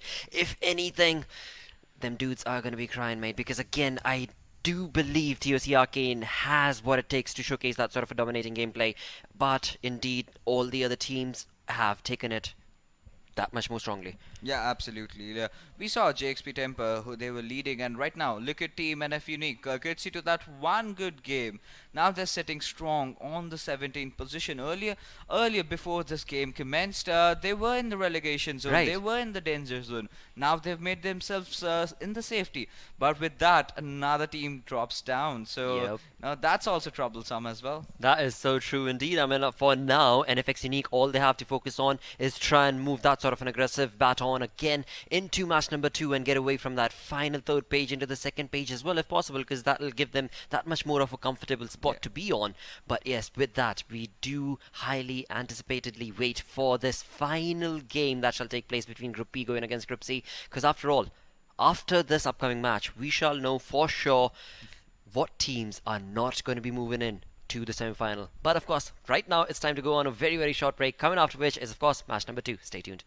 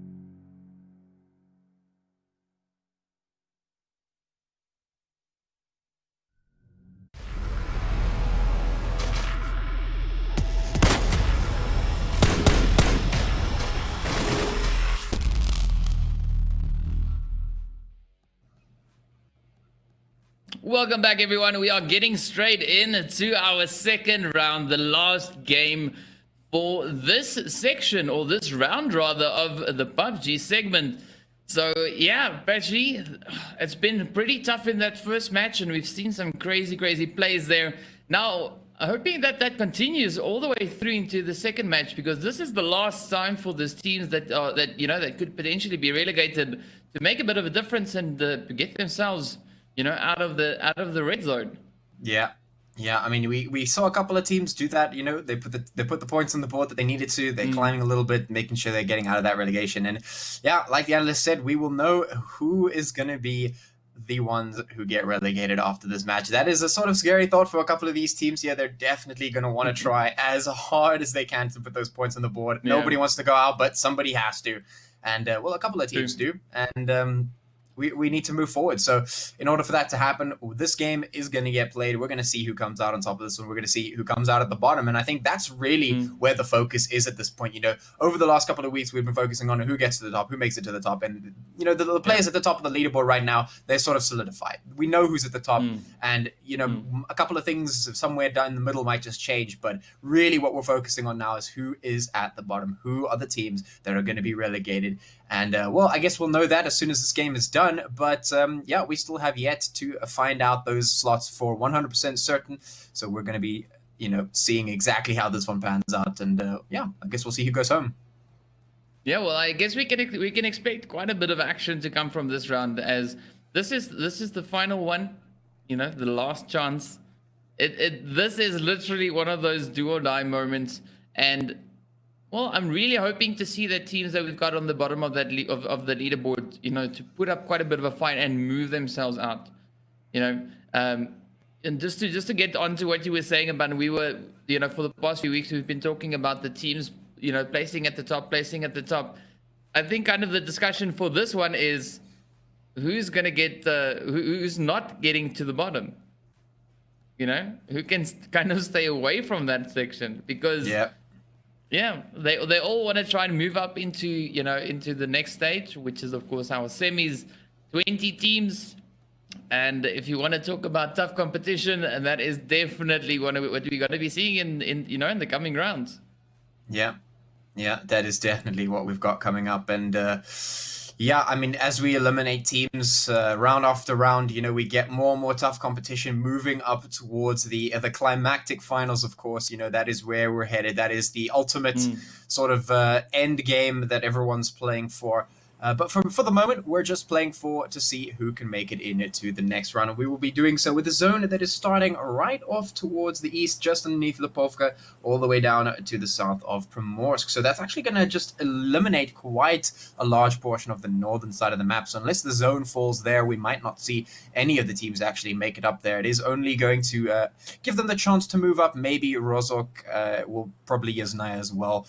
And maybe if a team is feeling adventurous, they'll go over towards George. Hopefully someone will drop towards that military base, but now I guess we're just waiting to see where the zone is going to be landing, because that's going to determine where all the teams have to rotate to.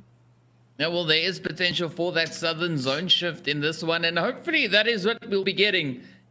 Seeing that the flight path is already in this region, but we could also see that zone moving up over in towards the northwestern side, either north or west, or maybe both, so well, we are just sitting here waiting to see where the zone's going to take us, and you can see quite a number of teams, well, dropping out right in this middle section here, close to Pachinki, Malta Farm, that whole region. We've got the teams moving out, and of course Tears of Chaos so far being the only team making their push over in towards onto the Sosnovka Island. Yeah, usually we don't see too many players going down towards the island. It's the reason why I like it in the first place, actually, if we want to get technical here. It's because it's not really well frequented, and so I really like to see a couple of teams jumping in there. Tears of Chaos, at least they're going to be heading down there, and actually we're going to get a couple of fights up in Malta at the moment, just with a couple of teams that are sitting down here. But for the most part, the fact that zone has dropped just off to the northwest is going to mean that a couple of teams do need to rotate up. Of course, Tears of Chaos will be one of those teams. Quiet Storm down in Lipovka also going to need to do that. But a large chunk of teams now sitting in the southern portion of that zone. Yeah, no, that's definitely true. And, well, I think it'll definitely make for a bit of an interesting play there. As you can see, the players here from iEnvy and, of course, the team there from Spaza Gaming all the way over here in Malta, battling it out for control of the region. We saw Boyka already getting taken back to the lobby. Now, iEnvy, they are left with 3 players. Spaza Gaming still sitting on their four teammates there. So, you know, the odds are looking good in their favor, but the shots are now flying up from Inspector's side, putting those heads right into the players there from Spaza Gaming. So, yet again, you know, things could definitely change up. Maniac putting a quick hit into Panic. So, let's see, will Deity and the remainder of the team be able to survive the onslaught here from iEnvy? Or will they get sent back to the lobby? There we go. Vibe and Gun also battling it out just over towards the northeast, or northwest, rather. Yeah, it's going to be interesting here. You could see that early action already coming off the board. iEnvy getting a little bit aggressive up here. We'll see if they can take out the players from Spaza Gaming here. If Deity and Berserk and Staples will be able to hang on. Maniac actually just jumping to get some shots over the wall like an absolute maniac that he is. But the shots ringing out will be the ones to tell the tale, and it's going to be Maniac falling, and the rest of iEnvy as well going to be taken out. So I think we've just down to Inspector now, who's trying to clap back. He's trying to get the shots in, and he too is trying to get the jumps over the wall, trying to land those shots, but is it enough? That is the question. Deity going to be trying to get the final one, and then still the jumping over the wall, finally actually just going to scale it, but that seals his doom. Yeah, well, that kind of just placed him on a bit of a pedestal there, you know, opening him up right there for Deity just to finish him off. So, yeah, I think the mistake there was actually landing on the wall instead of just trying to jump behind it. You know, that kind of sealed his fate. But in the meantime, we are seeing the players there from Odyssey and the Natural Killers now engaging, putting the shots across right in towards each other. That, of course, being over here in the farm area. So you can see Odyssey now getting ready to rush in towards, well, the few players from the Natural Killers that we got over here. Oh. Some crazy plays. Let's see, will Sela be able to escape? You can just see the shots landing right on his heels as he's trying to get away. Fortunately for Vile, Vile is way off in the distance, you can see there. So, well, it's good in a sense that, you know, he's not in danger, but it's also fairly tough for his team in case, you know, Sela gets knocked. There's kind of no hope left for him then, because his team won't really be able to make it all the way up to save him from Mr. Vile there. Yeah, I mean, Natural Killers have already been felled by half, and now they're looking to drop another one and leave one remaining player for them, of course, that being, I believe it is Vile, who is the last one left alive for Natural Killers now, and he's just going to have to get himself way away from that situation. And, well, as we see time and again, when you were left with that last player remaining, you can still do something. It just becomes a matter of how you approach it. You have to play very, very slippery. Almost like a snake. You have to get down in the grass, make sure no one's spotting you out, try and make it towards the final couple zones, maybe put in a couple of hits, you know, maybe try and do a quote-unquote third party, you know, in terms of you're only one player, you're trying to throw a span in the works somewhere. That is really how you have to play. You don't really have much of a choice. So that's going to be Val's mission now. Survive as long as possible, maybe get a couple of hits. And in the meantime, of course, the teams will be slowly making their way up after getting all that loot and whatnot. The Blue Zone still having a little bit of time to go before it does stop making its way in earnest. And the rest of the teams just decently spread across the map. Yeah, well, we're seeing the players there from the Immortals and the Dark Dragons down over in that southwestern corner, making their way up. You can see the two teams both now mobilizing themselves, getting ready to rotate up into a zone. And this whole western side of the map, in fact, is actually quite open, as you can see there. We've got the players from Reluctant in the Gatka area there, Inkosi just over towards the east. So we do have an option for the players there from the Dragons and the Immortals, of course, to move up in towards that space, you know, just below the hospital there. But we'll see where they end up going, you know, once they get their rotation sorted and everything going. But in the meantime, we're also watching the players there from House of Anubis now making their way out of Pachinki. And it seems like Storm and Vile might start bumping heads. There's some potential for that all the way down there. But we'll see how that, of course, then unfolds. But the Dragons now, we've got Nero. And I think that is Blade that's rolling out with him. Yeah, Blade, Nero and Blade now closing in on Gatka. Very, very close there to the team from Reluctant. So this might be some easy frags there for the Reluctant team. You know, having two Dragons delivered to them. Yeah. Or maybe the Dragons can, put up a bit of a fight and, maybe surprise the team there from Reluctant. So we'll see which one it is. Well, they are passing fairly close. And yeah, now we're just waiting for these teams to make the rotations, get into position. And Tears of Chaos, of course, now heading over to what seems to be the Sosnovka military base. So they've rotated from the Nova crates, and they are now moving down over towards the military base. Seeing maybe we would see them rotating up on that western bridge, trying to make their way up onto the mainland. Yeah. Yeah, they're definitely going to be wanting to look in that direction. That blue zone is right behind them, just making its way up there, so they will be pressured to make their way in. And of course, maybe they'll run into a couple of teams that are just occupying that area for the moment. Luckily, the zone, it's large enough that they don't have to worry too much about that. They don't have to bump heads with anyone right off the bat unless they want to. Of course, that always can be a choice, but ultimately, they're just waiting for the next zone to land, because that's really what is going to determine where these teams rotate. We've got a decent spread across the map. No one's really centralized anywhere. There's no sort of big hotspot contested point at the moment. So yeah, I mean, it's anyone's guess where the zone will land, and then of course that's where the players will start to move, and that's when we'll start to get the rotations and of course the fights to follow. Yeah, well, as you can see, that map quite packed in this section here. So waiting to see where this next zone is going to take us to. If it goes up to the north, EFX has the zone in their favor. If it goes to that eastern side, we've got Gun and Vibrant with the zone in their favor. If it goes to the south, then of course it's Tears of Chaos, Odyssey, Natural Killers, and House of Anubis. And once again now, if it moves to that western side, we've got Reluctant, the Dragons, and Unique that might have the zone in their favor. So drum roll, please, as the blue zone is closing in, about to finish. Let's see where the zone is going to take us. And the answer to that is up north. Yep. That is indeed what the answer is. The real question now is, where are the teams going to be funneling up? Because that's really what we end up seeing when the zones start to rotate up away from the majority of the teams. We start to see them sort of heading up into the same direction. That happens a lot where the teams start to get into a little bit of a chaotic state. And when that happens, anyone can go out, and maybe that's what some of the teams are looking for right now. Maybe that's what they need, because the status quo hasn't seemed to work for these teams which are fighting against the relegation at this point. They need to pull out a trump card somewhere. They need to pull something out of the hat if they want to make sure they're getting out of that spot. And well, in order to do that, maybe a little bit of chaos will work for them. Maybe a little bit of unprecedented play could potentially work in their favor. Well, we might see quite a bit of chaos. As you can see, that bridge very close to the George crates. We've got Odyssey, Inkosi. We've got the players from Tears of Chaos, I believe it is. Yes, we've got the team from Reluctant. We've got House of Anubis. All of them right there on that section. So if you want to talk about packed, that is pretty packed. And I'm pretty sure we're going to see quite a few shots coming in from just that section alone. And what's interesting to notice also is that this zone that we have at the current moment, it is the same one that we saw yesterday as well.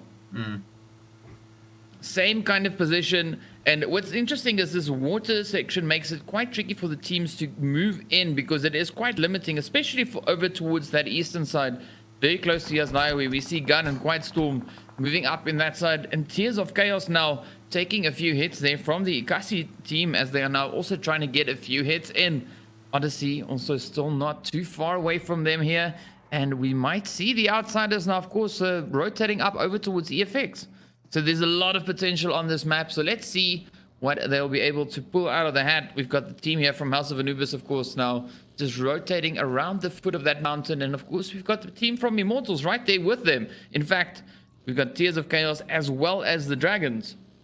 Yeah, this is the funnel that I was talking about. So every time that there's a big rotation away from the teams for the zone, we get the teams moving up, and usually it's a consistent spot. Right now, you can see that spot is towards the western side. So a lot of teams are on that side, moving their way on up. You can see the Immortals moving right into the Dragons, their Tears of Chaos right there. Ikasi's there. Just ahead of them is Odyssey, Reluctance there. Everyone is sort of in this orientation from the west, and that's where the funnel's going to be, and that means there's a little bit of potential for those fights. We could be seeing them happen there. Also, we could just see the teams just decide to get out, but I think that if anything needs to happen here, it's some of these teams just needing to throw a real big a spanner in the works in terms of just making something crazy happen and potentially capitalizing off of it. Well, we are seeing the players there from Heraklion just knocking on the door there from EFX. Odyssey now also just pulling up over towards the west of them, and we are seeing quite a bit of that bottlenecking happening over on that western side, very close to the crates there. And yeah, we're waiting to see what's going to happen. Reluctant now caught in a bit of a sandwich. We've got Odyssey on the one side, we've got EFX on the other. So let's see, will they be able to pull out a bit of a clutch here, or are they going to succumb to the pressure from these two teams? Yeah, that is the question there, and it is going to be a couple of shots in, some explosions we will be seeing, and yeah, these teams, they're going to be getting even closer because we have 15 teams remaining on the board. We've got 50 players, and the hits coming in from Reluctant towards EFX at the moment as all the players are needing to rotate down south. Immortals finally getting into a bit of a fray with the Dragons there off towards the west like we saw. They are moving down in that zone. It's all the way in the south. It's forcing all of these teams back down in towards it. They're going to have to make their way up there. That blue zone is going to start getting very, very relentless here. And another thing that's relentless appears to be the shots that are now flying off from across the border with these players moving up.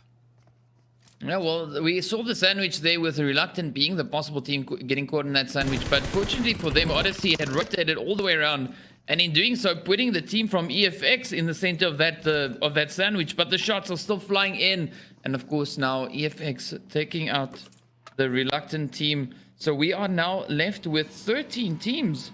And, well, we are seeing yet another bottleneck happening over towards the western side of as we've got the players there from Inkosi, House of Anubis, the team from Immortals.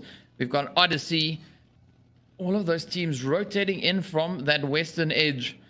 And, I mean, we are going to see quite a bit of action. Sheik, of course, making that push all the way over from Primorsk with quite a bit of a late rotation. I think he might have been AFK or something, coming back and having to battle his way through that whole blue zone just to get up in towards this point. So pretty good comeback there. Yeah, I mean, the fact that he has made it up all this way is definitely quite a play from him. He's also made it up into that zone. The rest of his team is a little bit, a little bit non-existent at this point for him. So, he might just have to group up with them once again somewhere else.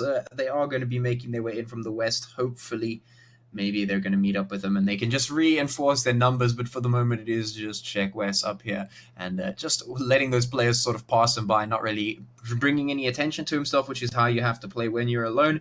Hopefully he won't be alone for too long. But in the meantime, yeah, like you said, that sort of bottleneck that we've been seeing from the West is going to continue. All the teams now making their way up, squeezing themselves, trying to get into the zone, just trying to fight for that position. You could see Tears of Chaos putting some hits in now at the moment as a whole lot of players are running past them. And the EFX team right here, this could be the potential for Tears of Chaos to put some points in. Yeah, definitely is. And let's see, will they be able to land these shots? But it seems like Tears of Chaos, in fact, taking quite a bit of damage there. And, of course, now getting sent into the lobby. So we are now down to 12 teams. We've got House of Anubis now just trying to scale the side of the cliff here to make it up in towards that zone. We've got the team there from Odyssey just up ahead of them. And up ahead of Odyssey, we've got the players there from Inkosi as well as the Immortals. So quite a few layers of teams there to move through just to make it up in towards that zone, as you of course can see on the screen now. We've got the Dragons sitting on that western edge as well. House of Anubis and Vibe sitting in the zone along with the team there from Gun. So Gun in a pretty good position, you know, placing themselves up in school. And we're also seeing the team there from Unique rotating down towards the team there from Sponsor Gaming, who seems to be moving up. And of course, on the side screen, you can see the shots flying up there from House of Anubis straight over towards Odyssey, as they are now also just trying to mobilize themselves and get in towards that zone. Yeah, all the teams trying to get up in there, trying to make sure they are fighting for that spot. Vibe actually making their way in very, very quickly. So they're right slap bang in the middle of that one. Gun, as you can see, and just off to the northeast to the southwest is, of course, House of Anubis. And all the teams moving in from the west could potentially contest these points very, very heavily. And you can see the shots still flying in from Grim, trying to take out Thugger. There come the shots. House of Anubis going to be feeling that one just a little bit now as the teams start to make their way in, all of them rolling on up and just securing their spot. This is going to get very, very packed very quickly as we have those 12 teams and 40 players still alive here. Well, we're seeing two of the players there from House of Anubis managing to get their rotation up in towards zone. We've got Inkosi just on the outside now, and Immortals up in Watertown trying to put a few shots into the team there from Odyssey as they all try to make their rotation up in towards that zone safely and securely. You can see them now just heading out, trying to move up, and we're waiting to see where they choose to move to, because as we can see on the map, we've got the outsiders on that northern portion. We've got the Inkosi team sitting on that western portion. There's only a little gap there for the teams, of course, to make their entry into. Unique also taking out the players there from Spaza Gaming all the way over on that eastern side of the zone. So we are now down to our 11 teams, 38 players remaining, and it's definitely going to get even crazier as we continue through the zone. Oh yeah, it certainly is. There is no doubt about it. As the zone gets smaller, all the teams forced to make tough decisions, forced to try and take fights, forced to make things happen. And, well, now Odyssey rolling up in towards the team in the... Ooh, actually, going to be some fights all across the board. It's going to be Immortals now right up in the top here, taking out some players from the outsiders here. Inkosi, of course, like I said, just off here, taking the shots in towards the team there from... Well, it doesn't matter because EFX actually just got knocked out as well. So they have been sent straight back to the lobby. We're with our top 10 teams now. These teams have secured their spots in that top 10 of the leaderboard. But the question is now, who's going to come out in the top half? Who's going to come out in the bottom half? Who's going to make those points happen? Vibe still sitting nice and easy right in the center of that zone. The rest of the teams just sort of in a pattern all the way around the outskirts. They're all around the perimeter of the zone, just sitting there, sitting happy. They don't want to force any fights just yet. Of course, we do have players from Inkosi right on top of House of Anubis, and the zone is about to move in. Well, I mean, that position for Vibe could be quite beneficial, and it is. I mean, they don't have to move far now, seeing that the zone is shifted up, and Gun being in a great position there, already sitting comfortably in that zone. They are, and also, you know, they can really put a lot of defense up from where they are now, you know, do quite a bit of damage as the teams now have to rotate up through that open field to make their way up in towards the zone. So, yeah, hopefully we'll see Gun capitalizing on that, and of course, you know, the fight here between Inkosi and House of Anubis getting concluded as both these teams also need to start making their way up in towards that zone. Ooh. Yeah, this is one of the most insane places that the zone could land, because this forces literally every single team to rotate now, and you can see these teams are absolutely fighting it now. Inkosi, House of Anubis, they're taking the fight here, but it has to be decided very quickly. Somebody has to win or somebody has to rotate out, because the zone is not going to be kind to them. In the meantime, the team's now rotating their way on up. Vibe and the Dragons right next to one another. You can see Quiet Storm and Unique off towards the side there, as well as all the teams start to make their way up. Outsiders taking some heavy hits from the Immortals there as they make their way in as well. Everyone just trying to get themselves moving, trying to make their way up. You can see Inkosi have now been caught out there, trying to move through the blue zone just to get escaped from this battle with House of Anubis, but it doesn't seem to matter because there are already so many teams in contention, so many players up towards this place. It just doesn't seem viable to be able to move in here. There's just too much going on, too many players. This might just be the end. Inkosi getting hit very hard. They're going to be sent straight back. In the meantime, Quiet Storm as well getting hit. This is the time when the players are just going to get knocked out one by one. Yeah, and Unique really pushing up super aggressively, landing that final hit in on Quiet Storm. So it's been a pretty tough fight for them to make it up in towards that zone. And of course, Gun in a very good position still, as we have the players from Odyssey. Well, Grim, the last one left, they're trying to make his way in. We're also seeing the team there from Vibe and the Dragons about to face it off to get control of that east or western corner of the map. So let's see what is going to happen. You can see the Dragons and the Vibe team here. House of Anubis, of course, out in the blue zone. Offline, getting sent offline there by Vibrant as they just land those hits. Yeah. They are really putting them in here. We are left with our final 7 teams at this point. Everyone now making their way on in. The zone about to get a whole lot smaller. And I mean, it's only about 400 meters across as it stands right now. So these players are about to lose a whole lot of space. And, well, they didn't have much to work with in the beginning in any case. Vibrant and the Dragons right next to one another here. You can see the blue zone starting to make its way up. Just headed out towards that spot. Is going to put the pressure on Vibe and the Dragons, playing against a rock and hard place at this point. Any one of the teams who makes a move now is going to get caught out by the other. They're in a bit of a stalemate at the moment, and something has to break it. Something has to give. In the meantime, that zone has moved up all the way towards the north. There, the teams making their way in. You can see the Dragons trying to find the hit on it towards Vibe, trying to secure that victory, trying to just free themselves from this position here and be able to rotate up and towards that zone. Yeah, and we see the players from the Immortals already sitting in zone. Gun and, of course, Mr. Grimm there from Odyssey also in zone. The Immortals now trying to position themselves in such a way that they can actually take advantage of the position. And as we see the team there from Unique now just making their rush up in towards zone, we still have a Vibe and the Dragons caught out over in that corner there. Quite some distance to cover still, and well, there's a lot of potential for you know, some hits to come in as they have to move up through this open field, as I mentioned before. And we also see Unique now just trying to get in to where we have the players from Gun and, of course, Mr. Graham there. Then one Grain coming in, another one about to fly across as Nerf sends it off. Let's see, will that be the one to do the damage that they hope it would do? Well, not yet, but the shots are still flying all over the place. 6 teams, 16 players, and quite the fight happening right here in school. Yeah, look at this. This is nuts. We've got Unique, we've got Grim, we've got even the players from Gun, and the Immortals just off in the distance as well.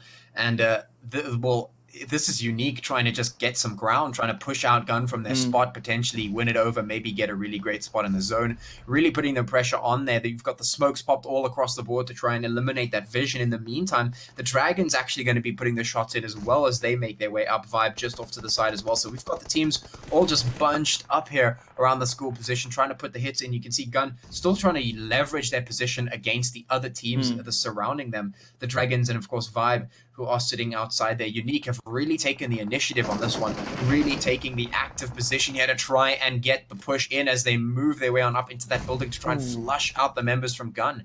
But can they make it happen? Well, we just saw the team there from Vibe, as well as the players from the Immortals getting sent back into the lobby. The Dragons now rolling up, so if Unique plays this well, they can really also capitalize on what they've got here with Gun.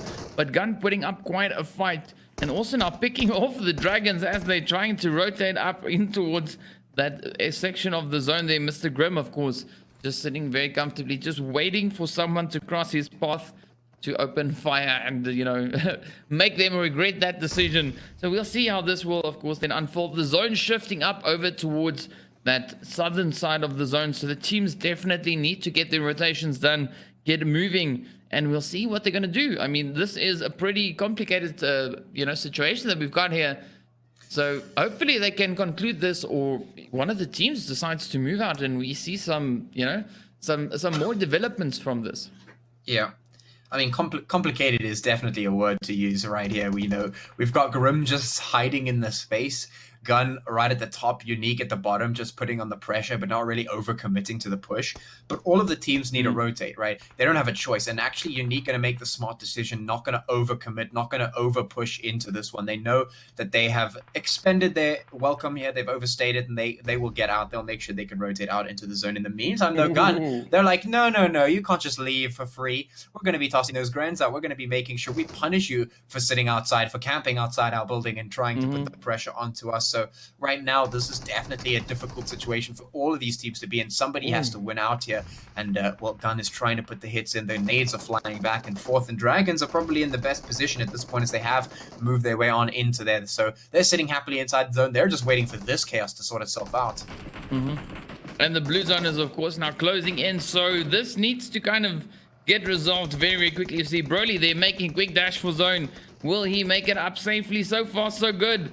Oh, makes it up in towards that tree. Unique now getting shot as they are also trying to move up. Grim gets sent into the lobby. Oh, so 3 teams remaining. Unique taking quite a bit of punishment, you know, for their position there, as you mentioned. Gun not letting them get out of this one for free. And of course, Mr. Nero, they're just hiding behind the ridge, trying to survive as long as he can. And Broly is now the last hope for left.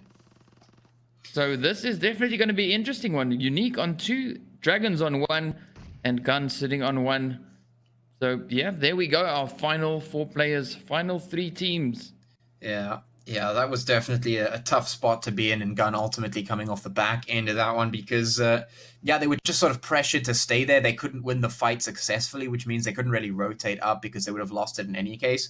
So they're going to end up going out for that one. Unique do manage to move themselves out at least, so they've got their 2 players remaining. But the thing is, now the zone is really, really tiny, which means that any shot, there's no cover, so any shot will basically be able to land here as soon as they spot the enemy. So the question is, can Unique make it happen? Can they leverage this position, or are these 2 Lone Rangers here, Nero and Broly, going to be able to make it happen for themselves?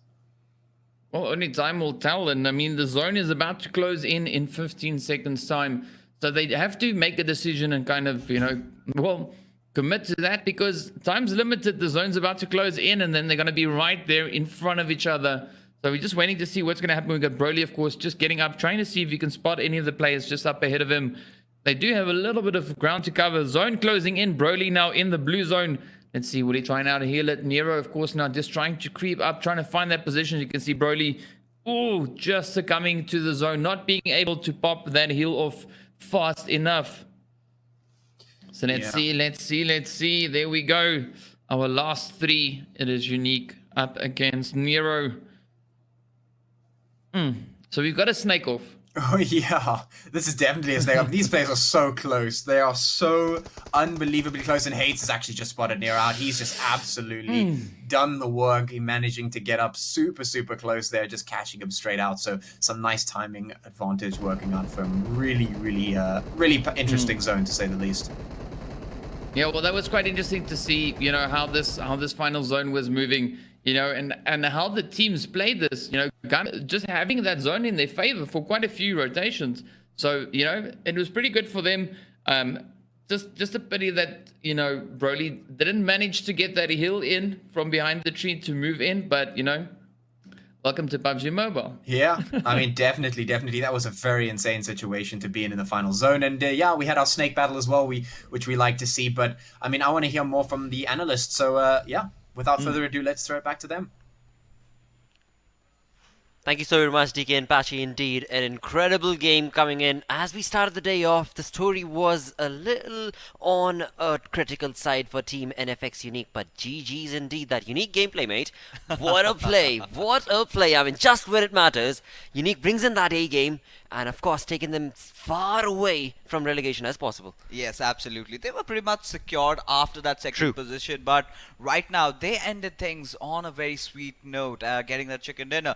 But we have to break down what really happened. So the circle initially was going around school, but then it threw that curveball, and Team Gamers United Nations had a lot of trouble rotating around. They kind of died to the circle at the end, going in for the heal battle, but it was not too much. But the last player, Def, surviving for Dark Dragons, Nero. So what really happened was that he was cooking the grenade, and that gave the sound cue away to the players from Team Unique, and they capitalized on it, and it was a chicken dinner easy coming in for them. Absolutely was, but indeed with that, when it comes to this day, it is certainly hard luck for a few teams. As we had already showcased earlier, TOC Arcane was not looking good. We also, after match number 1, got to the conclusion, and we saw it in the Master Leaderboard as well. When it comes to Group A, there were teams like Rain Gaming after match number 1 who were moved into the relegation zone, and since their matches have already ended, they cannot really do anything about it. So GG's to Rain Gaming as well. But of course, after this match, there is a little bit of story curveball as well that will be thrown, as Team NFX Unique is certainly taking a lead, but also all the other teams not that far behind now. Yeah, no, certainly not. But right now, we are finally done with our second round. As we will be moving on to the semi-finals, I'm really excited as the new maps also come in. Oh, yes. We will definitely talk about that. But let's take a look at the standings this time around. And team... I believe we kind of are looking at the standings of the previous game, because in a bit of a while we will definitely get our latest map updates. But right now, what we were talking about was the new maps. Oh yes, Sandhawk, Miramar, Vikendi, all of them. We know JXP Temper, right? We know they are really good at Wrangle. but are they good enough in the other maps as well? Which are the other teams that are gonna step up in those maps? A lot of different stories, a lot of critical circles. Oh, yes. I mean, I'm talking about Vikendi. We have seen, but right now, here we have the latest map standings of this particular map, where Team NF Unique have taken the chicken dinner, this time with the same number of kills, but have managed those 20 placement points and 28 points from this entire game. Gamers United Nation, courtesy to those 8 kills. They did come third, but on the point standing, with the fact that they've got those 8 kills, Exactly. yeah, they managed to come second. Absolutely. I mean, every single game we've been mentioning it since the past 5 weeks. Those kills matter, mate. Those kills, every single kill matters. And indeed, when it comes to games like this, well, push come to shove, you have to give in the A game, and this is what we've been showcased, what has been showcased right here from all of these teams. It is looking really neat. But on the plus side, when it comes to this game, Yeah. natural killers. And reluctant essay. Wow.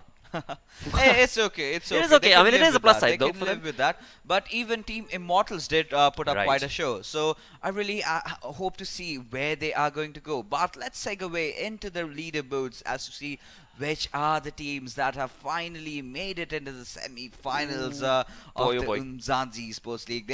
No doubt for the first position, that's JXP Temper. But mind you, Blotter, after this, all the points are going to get refreshed. Exactly. And it's going to be a clean slate out there. Yep. And then all these teams that have been stepping up lately, you never know, NF Unique can be on the top. So true. So could of course be Gun. So could of course be Dark Dragon. So could of course be Vibe. Or, for all you know, JXP Tempo once again. Yeah, JXP Temper. I mean, should we call them JXP Temper or is it gonna be Godsend? We never know. As But, soon as it's updated. Yep, I'm really happy for these lads. Yes. They have really worked hard True. and totally deserve that. But yeah, Team NF Unique. This was a team that was struggling up until yesterday to be relegated, but now they are looking really neat at 14th position.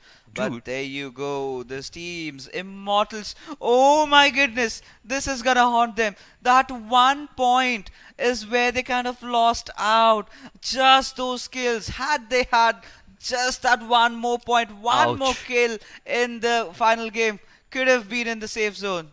Dude, ay ay ay. I mean, again, every single time the map went in favor of ITZ, that is Ouch. Immortals, they tried to bring in those guns blazing, but eventually were being brought down. And again, it's not only that, because if you look at the kills, they did end up getting 15 kills overall, all the games that they did play, but jeez, the placement points I do shook feel them away. bad And right again, if you compare that to the team that's on 19th spot, Quite Storm Esports, their main goal since round 1 was to go for those placement points. For them, kills did not really matter, but indeed they have showcased with that sort of gameplay that yes, placement points will take you further ahead. But GG's, mate, with that 1 point, Immortals are not going to be happy.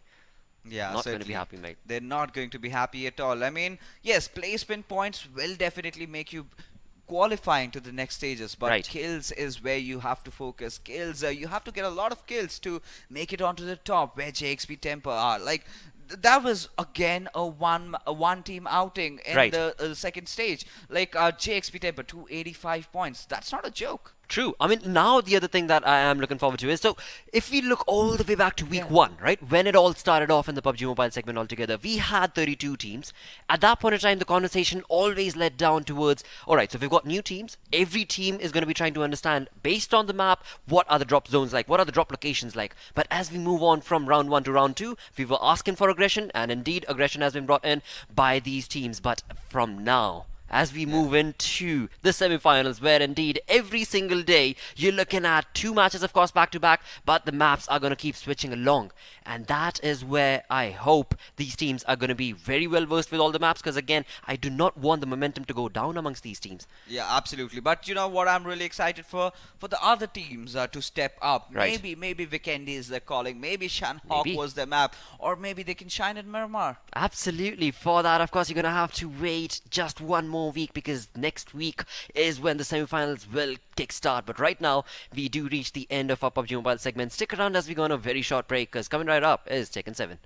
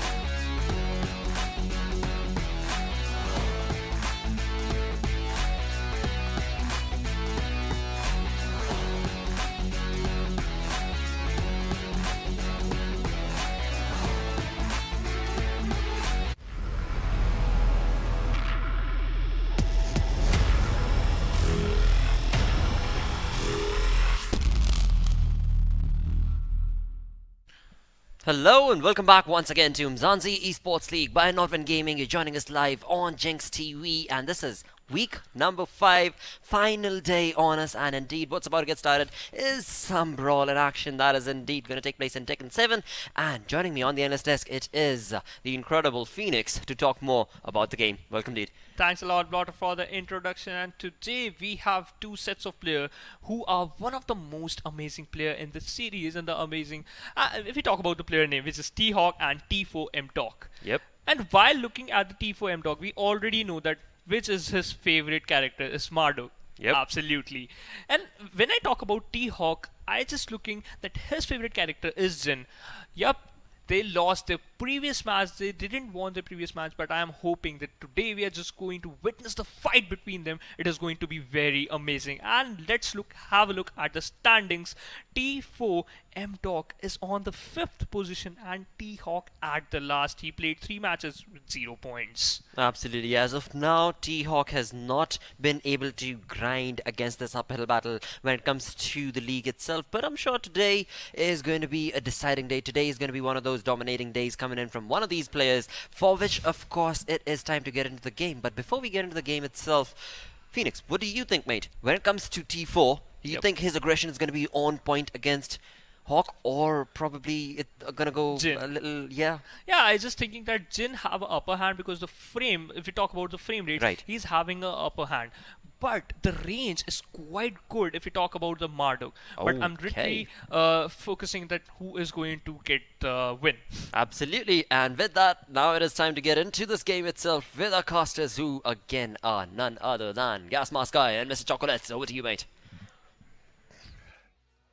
Thank you so much, Mr. Deskman. We are here on Sunday for our final match for this weekend. Tonight, I am with you with the UGC boys, Mr. Gas Mask Guy. And who's this pointing at me in the side here? I'm not pointing, bro. I'm styling for TV. He's saying you're styling? Hey, bro. Hey, dude, what's up? How's everybody doing? Gas Mask looking gorgeous once again with your very nice hat, bro. Very nice, and not as not as gorgeous as these matches are about to be. We have the veritable T-Hawk versus T4M-Dog. What do you think of the outcome tonight, my man? I'm a T4 Madoc fan, and I will be to the day this tournament ends. Like both T4 boys, the Pretoria boys, are always trying their best to entertain everyone. You can see in his pose. His pose is already saying it all. Like he's ready. He's ready to take away that T from T-Hawk and make him just Hawk. Like this is about to happen. T4 is about to be T5-Dog. You can see it right there, bro, with this T-shirt. However, I do not think that T-Hawk will go down without a fight. We've seen T-Hawk play characters that are very poke heavy. You know, plays Horong, plays Leo. Definitely playing a lot of powerful characters that are good with pressure. What is going on? He did not. He did not. What is going on? He did not. Also, the stage wasn't randomized. Ooh.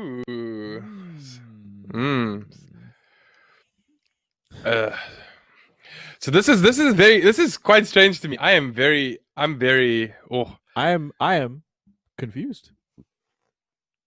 Is this a character select error, or I'm confused.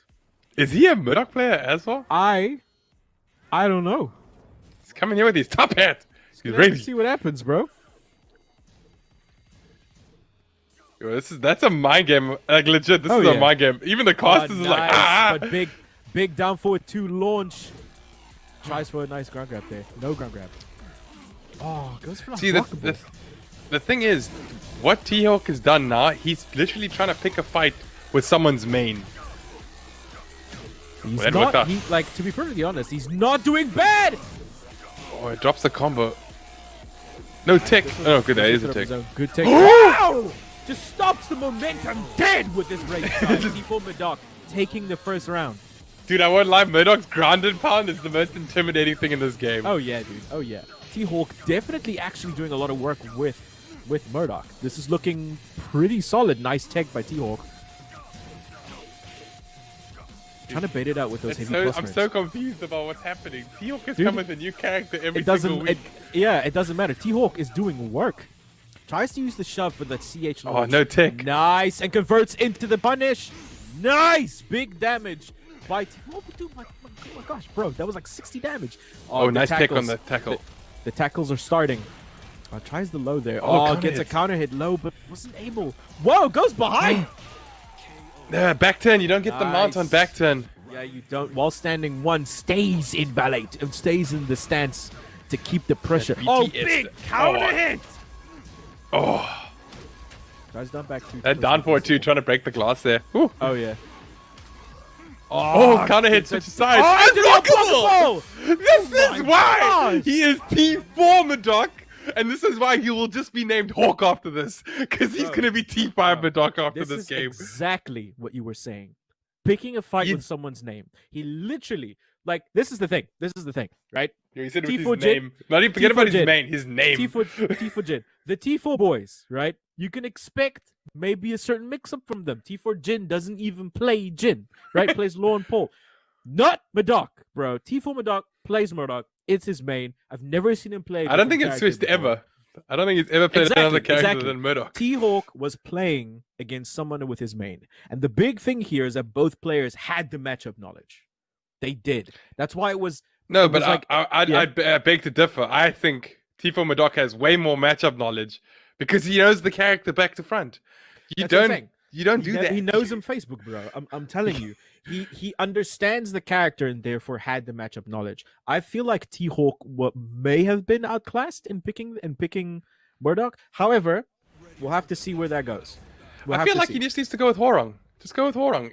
We'll have to see. I feel like T4 Madoc might be able to work against Horong quite well. No, he stayed.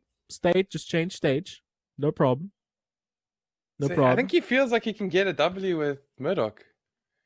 I'm not gonna lie. Although it was a no round brown, T-Hawk did do work every round.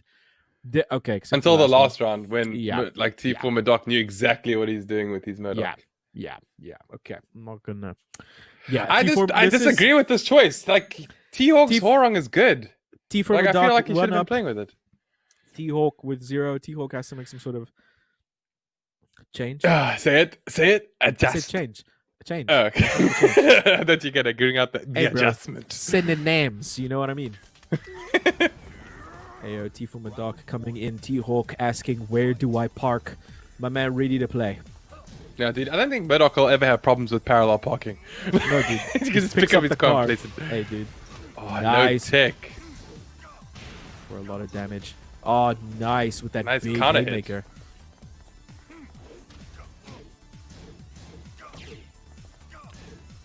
Nice trade. Walking it in. Oh, big down forward. One. And he's gonna get wall. Try to go. Oh, nice tech. He tried. He jabbed him out of the tackle there. That was good. Oh, the crouch grab. That's illegal in MMA. You're not allowed to do that. Big while standing 3. Oh, no combo though. My mind went through all the numbers. Nice. Gets the big damage off of that. Oh, counter hit.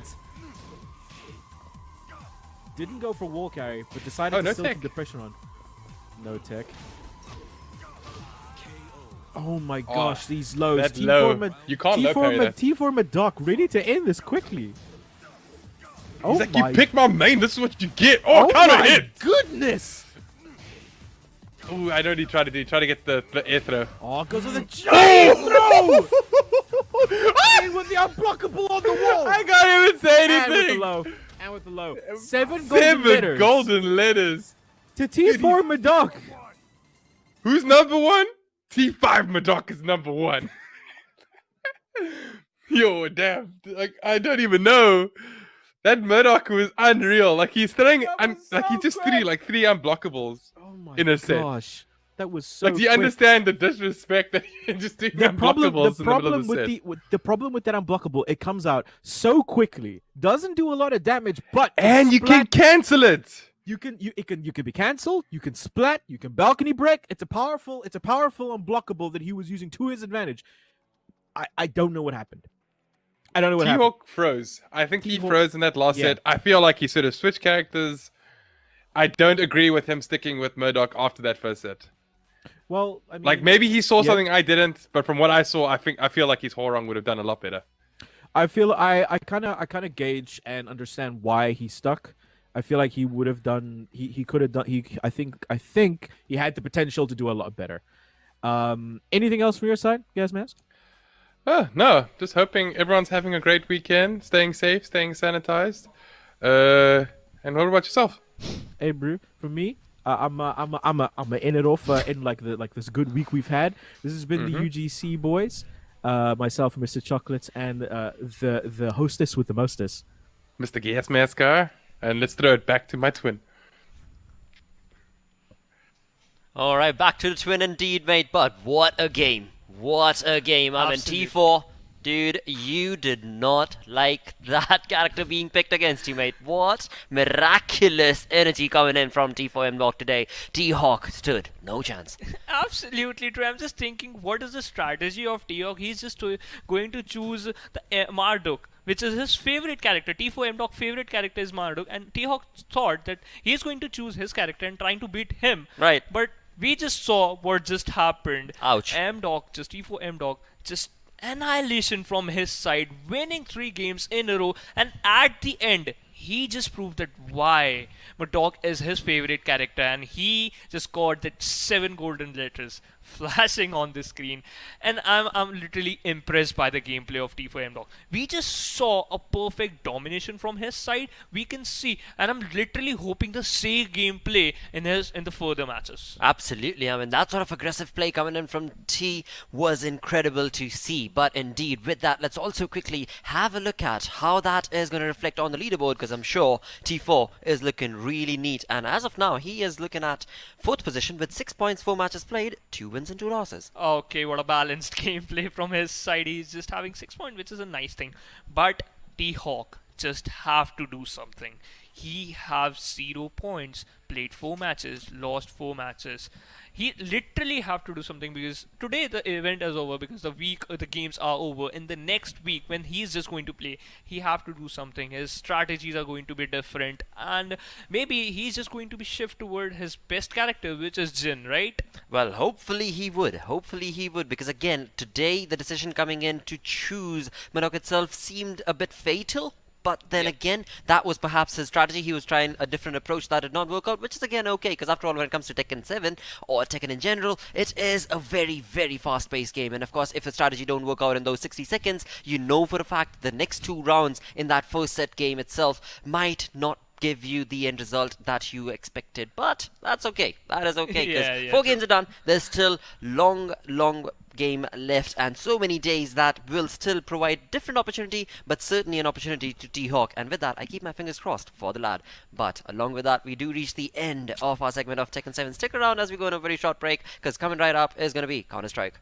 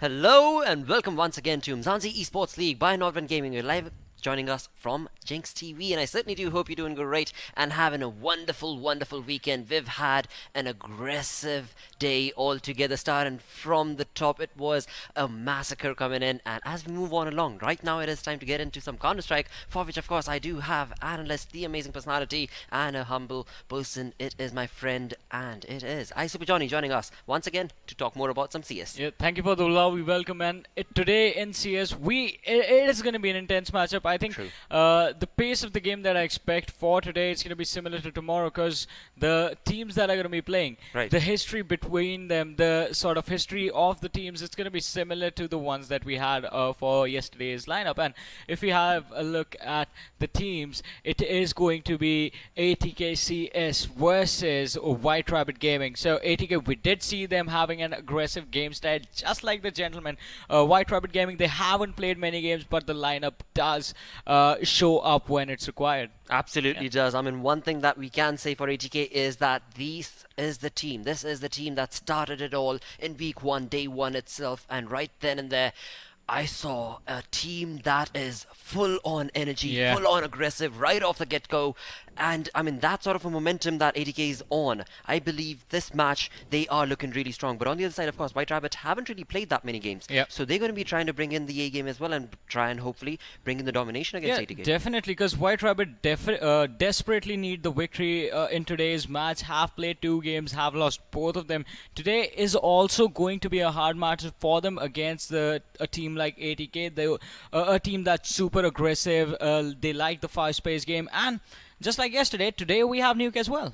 Wow. All right. Well, once again, because as we mentioned yesterday again and again, it was Sin5 going against NG Esports, and indeed, that was a wonderful Counter-Strike match to witness. Today, once again, I mean, who's to say? Impressive. Yesterday's game was impressive, but today I think it's going to be even more interesting seeing ATK for the second time on Nuke in the Umzansi Esports League. As for White Rabbit Gaming, we are going to have to see if they can actually get the victory, because this is going to be a tough fight. ATK in this matchup, I would favor that lineup.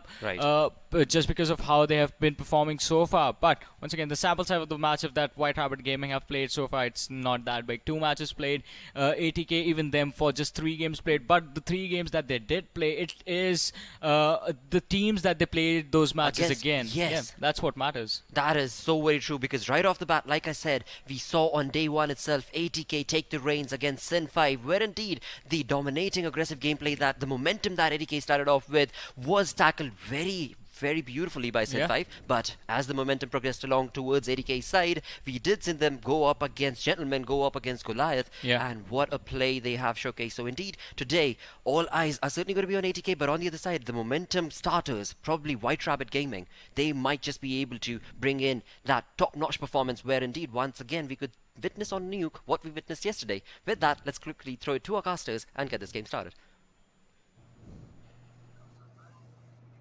Thank you so much, guys. And Patchy, what a day. We're finally seeing ATK play once again. We're finally seeing White Rabbit as well.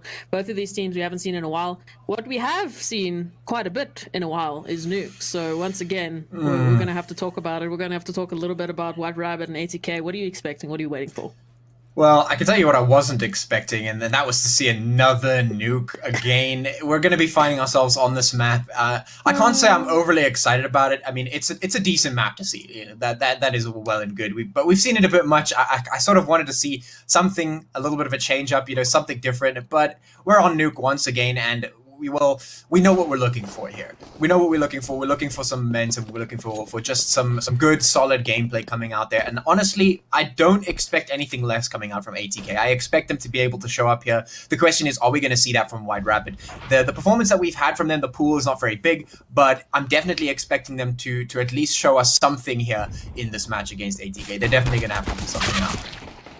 It's definitely been a while since we've seen either of these teams play, and now Blaze is going to be the first one to show up. Takes down 2. Whoa. Nearly takes down Zeo. But instead, it's going to be Dara to take him down. And with Custom, the last man alive, getting one tap there by Slow, it's a very, very quick round to start us off with. And this is what I've been expecting. I mean, ATK we haven't seen them literally in a month. I checked the date. The last time they played in Umzansi was the 31st of July. So it's been a rough, long time since we've seen ATK play.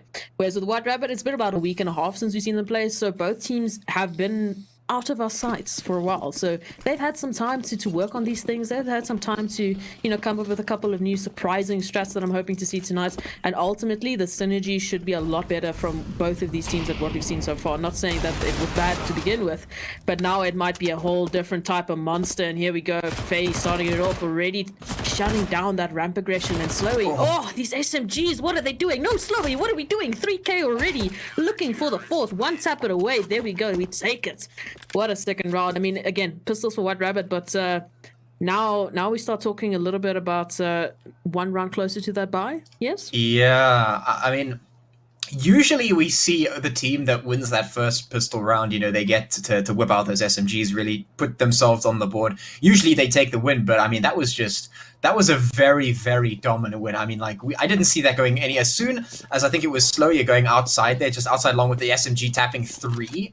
Like that shows me that ATK definitely are in this one to win this. Like, they're not playing around right now. They're going to make sure they just take every round that they can get their hands on. And it looks like they might just get their hands on a couple, depending on if they continue playing like we've just seen them play. So, well, we're going to be going into this one. We're going to have a look and see if ATK can replicate the success that they've had for the first 2 rounds yet. Of course, they still are on those SMGs. They've got the FAMAS, and they're going to be opening things up super quickly. Some shots just going straight through. Dora going to get trade. Blaze also getting trade. Missed him. Going to be taken out, and ultimately we're left with just a Spaz and the Tech 9. And, well, you can't do too much on that. You're able to get one, but can you find the rest? And the answer is no, you cannot. So an expected outcome here for ATK. They've got the superior firepower. At least White Rabbit were able to get a couple, which is pretty good for them. So they do have a little bit going in that regard, but they're really going to have to start stepping it up now. They've got the AKs, so this is the round that they can maybe start to make the comeback happen. What I'm very interested to see is now Slowy. He's got the AWP. He's ready and waiting for that sort of outside control. And they've been so good with this aggression. Whether they now, decide to continue that with the backup here of the AWP might be a bit of a deterring factor here for White Rabbit. As you can see, they're actually instead going to be going inside Slowy in that mouth position, just waiting to try and get an early peek. Fortunately, not going to be able to connect it just yet. The flashes are just way too strong, but he's still hunting for this. So again, ATK, with this aggression, they're holding it. We've got 2 players towards ramp. We've got a couple towards inside, holding every possible angle quite aggressively. And now here is the trigger from White Rabbit. There's a couple trades on either side. Oh, sneaks down to 23 HP, and Slowy's just hunting for it. Takes him down through the wall. And now White Rabbit onto this 3v4 situation, looking a little bit perturbed. Where do we go? What do we do at this point? Because look at what ATK has done. They have completely shut down outside control if it was going to go there. Instead, with those sound cues given away, they pulled back all their resources. They held that inside position, and now they've taken down so many players. Slowy also chiming in, taking down Zero. So once again, more players are getting dropped without any sort of response, any sort of trades coming through. And this numbers advantage is just running away from them at this point. Yeah, and the read is there. Slow, you're just going to flick it straight over. Spaz has no chance of coming back on that one. FAMAS going to close it out. ATK, they had pretty much, like you said, they had a great read on that one. They just retracted the resources where it was not necessary. They just put them straight back into where it was, and they were able to close it out very, very quickly. A nice double peak actually there to end things off. ATK starting out with a very solid 4-round lead at the moment. And, I mean, like I said in the beginning of this one, I wasn't expecting anything less coming out from ATK. Solid performance, dominance. It's what we sort of expect out of a team that is this practice, that has this sort of reputation to uphold. And, I mean, these are some really, really good players, some solid players from the scene. We definitely expect them to perform heavy. And it's going to be opened up with Sloya once again, just banging straight on towards Custom. And White Rabbit, they're left with these pistols to try and make it happen. And with 1:30 on the clock, they've already got a member down, a lot of damage done to Schneeks. And, well, they might be a little bit hesitant to try anything here because they know they're on the back foot. They don't have the pacing anymore. Now they're just trying to get something to happen. Tech 9 is actually going to be tapping away, but it's not going to help. It doesn't matter. They'll find another one, but it won't last. Once again, ATK going to be able to close out a nice round. at least with those, those pistols, they've been able to build up those bank accounts. So we can see the AWP in the hands of Schneeks now. He wants to take on Slowy a little bit here. It's going to be AWP versus AWP, but depending on where they go, we might see a bit of a different change here in White Rabbit. So they've got the firepower once again. That first buy round didn't go, to their way really, because they weren't able to get those trades. So I need White Rabbit now to change it up a little bit. Take the aggression either to 80k or take the numbers advantage, because we need to start getting entries into the site. They seem to be so well able to do that on the pistol round, because I think they just take the aggression to a different level. But we'll see if they can change it around this time. Oh, Slowy, once again, he's just taking the aggression. He's taking the AWP, to their face. And he's still hunting for more. You can see he's not even backing down at this point. He's already gotten a kill. They have the numbers advantage, but he's not backing down. So as a result, Sneaks is going to get some payback. He's going to take him down. And now it's a 4-on-4. Finally, White Rabbit are starting to clutch back that numbers control. They need to be careful though, because Mistim is sneaky outside, just holding behind the smoke here. And so far, Spaz has none the wiser. He hasn't spotted any sort of indication that there's an 80k player here. He is taking his time to just clear all the angles while his teammates are getting ready for a bit of an inside take here. Oh, we just got back-to-back action here. And now White Rabbit slowing down at this point, trying to just find those entries. Ooh, a bit of a mistiming there. So White Rabbit are going to come out on top with an extra frag, with a bit of extra momentum here. They still need to get into side. Doro is going to be here to hold it down. Oh, Sneaks with the no-scope. And now there's trades on either side. It's all left to Fady. He's taking down 2. Just has to find custom and... Oh! Okay, 80k. Fady, beautiful 3k clutch. And the round is sort of starting to look great for White Rabbit. I mean, they're getting the trades, but they're not able to capitalize off of that. Yeah, that really, I thought that was done and dusted for White Rabbit. They found the comeback right there when Slowy was pushing outside.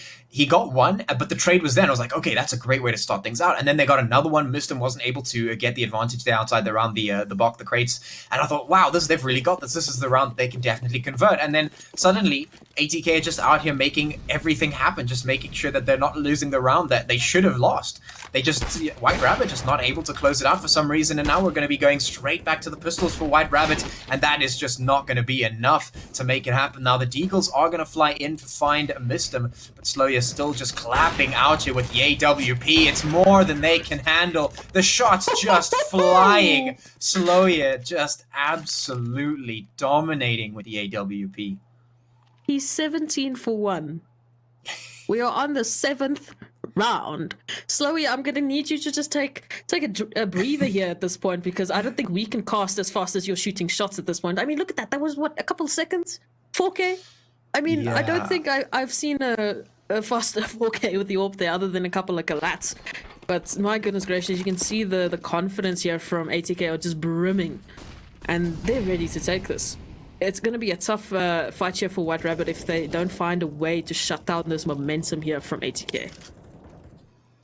Yeah, that's definitely going to be the name of the game at this point. The White Rabbit, they need to find their footing, because if you're going to be losing rounds that it looks like you should win, then you really do need to get a couple of things across the board at this point. You need to make a couple of changes. Try and get yourself over that point, because you need to be able to, and against a team like 80k, you need to capitalize on what you get given for free. And, well, speaking of getting given for free, Slowy once again just being gifted these kills out here. He's going to take both of them, just immediately clap back. He's getting so aggressive, so confident out here and outside. He knows he can just take fight after fight. He is absolutely fearless, this man. Schneek's going to be coming in with 1 onto Blaze, so at least White Rabbit find 1 to try and even things out. Fady's going to be the one with the M4 out here, just holding towards ramp to see if White Rabbit is going to push here, and he gets wind of it. He's seen it. He's going to drop off. All those calls will come out now as White Rabbit have taken the control in this area, making their way towards that ramp. Dropping down is Elake to see what he can see. The rest of the team moving in, trying to find something. Slowy is here, though, to respond. He's going to find another again. He's just out here making sure that he is in every single position, and that is the story that's going on here. Trades coming through, but finally, White Rabbit, they just get taken out. They just can't make the distance. I honestly think at this point, we can see as this is the biggest thorn in their side at this point. Slowy, he's just so active. As an aggressive AWPer, that's what you love to see. You want your AWPer to be super active, to stay dynamic, and to get those frags for you. I mean, on the CT side, it's a gift it's a gift to have an AWPer that has that sort of confidence to just take those kills and get you such early advantages in terms of the numbers. And he's so good for that time and time again. And you can see there's a bit of a change around. He's on the A side now, holding that up position. The good utility here from WRG, but they need to get the frag. Oh, that's so good. They take down 2. They open up this A site. Now ATK are going to be thinking about the retake here. Fady does try and get an early frag there onto Sneaks. He manages to do so, but gets traded immediately there by Custom. So it's still a 2-on-2. Sorry, 2-on-3. Looking at the HP, I got confused. Never mind.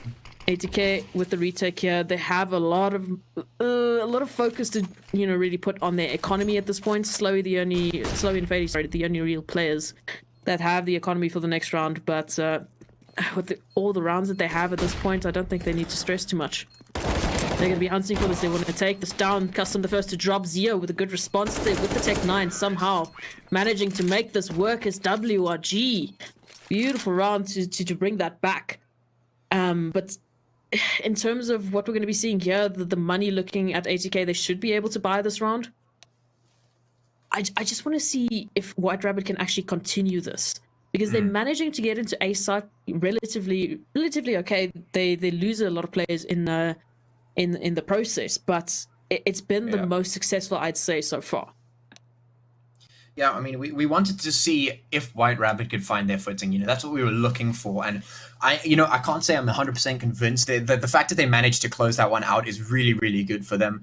That's a good way to start things out. But just like you said, it needs to keep going now. That needs to keep rolling because ATK are already 8 rounds in. They've got 7 rounds on top of White Rabbit at the moment. They've put their first on the board here for White Rabbit, but it needs to continue here. They need to find a way to consistently close that distance. Otherwise, ATK are just going to run away with it once again.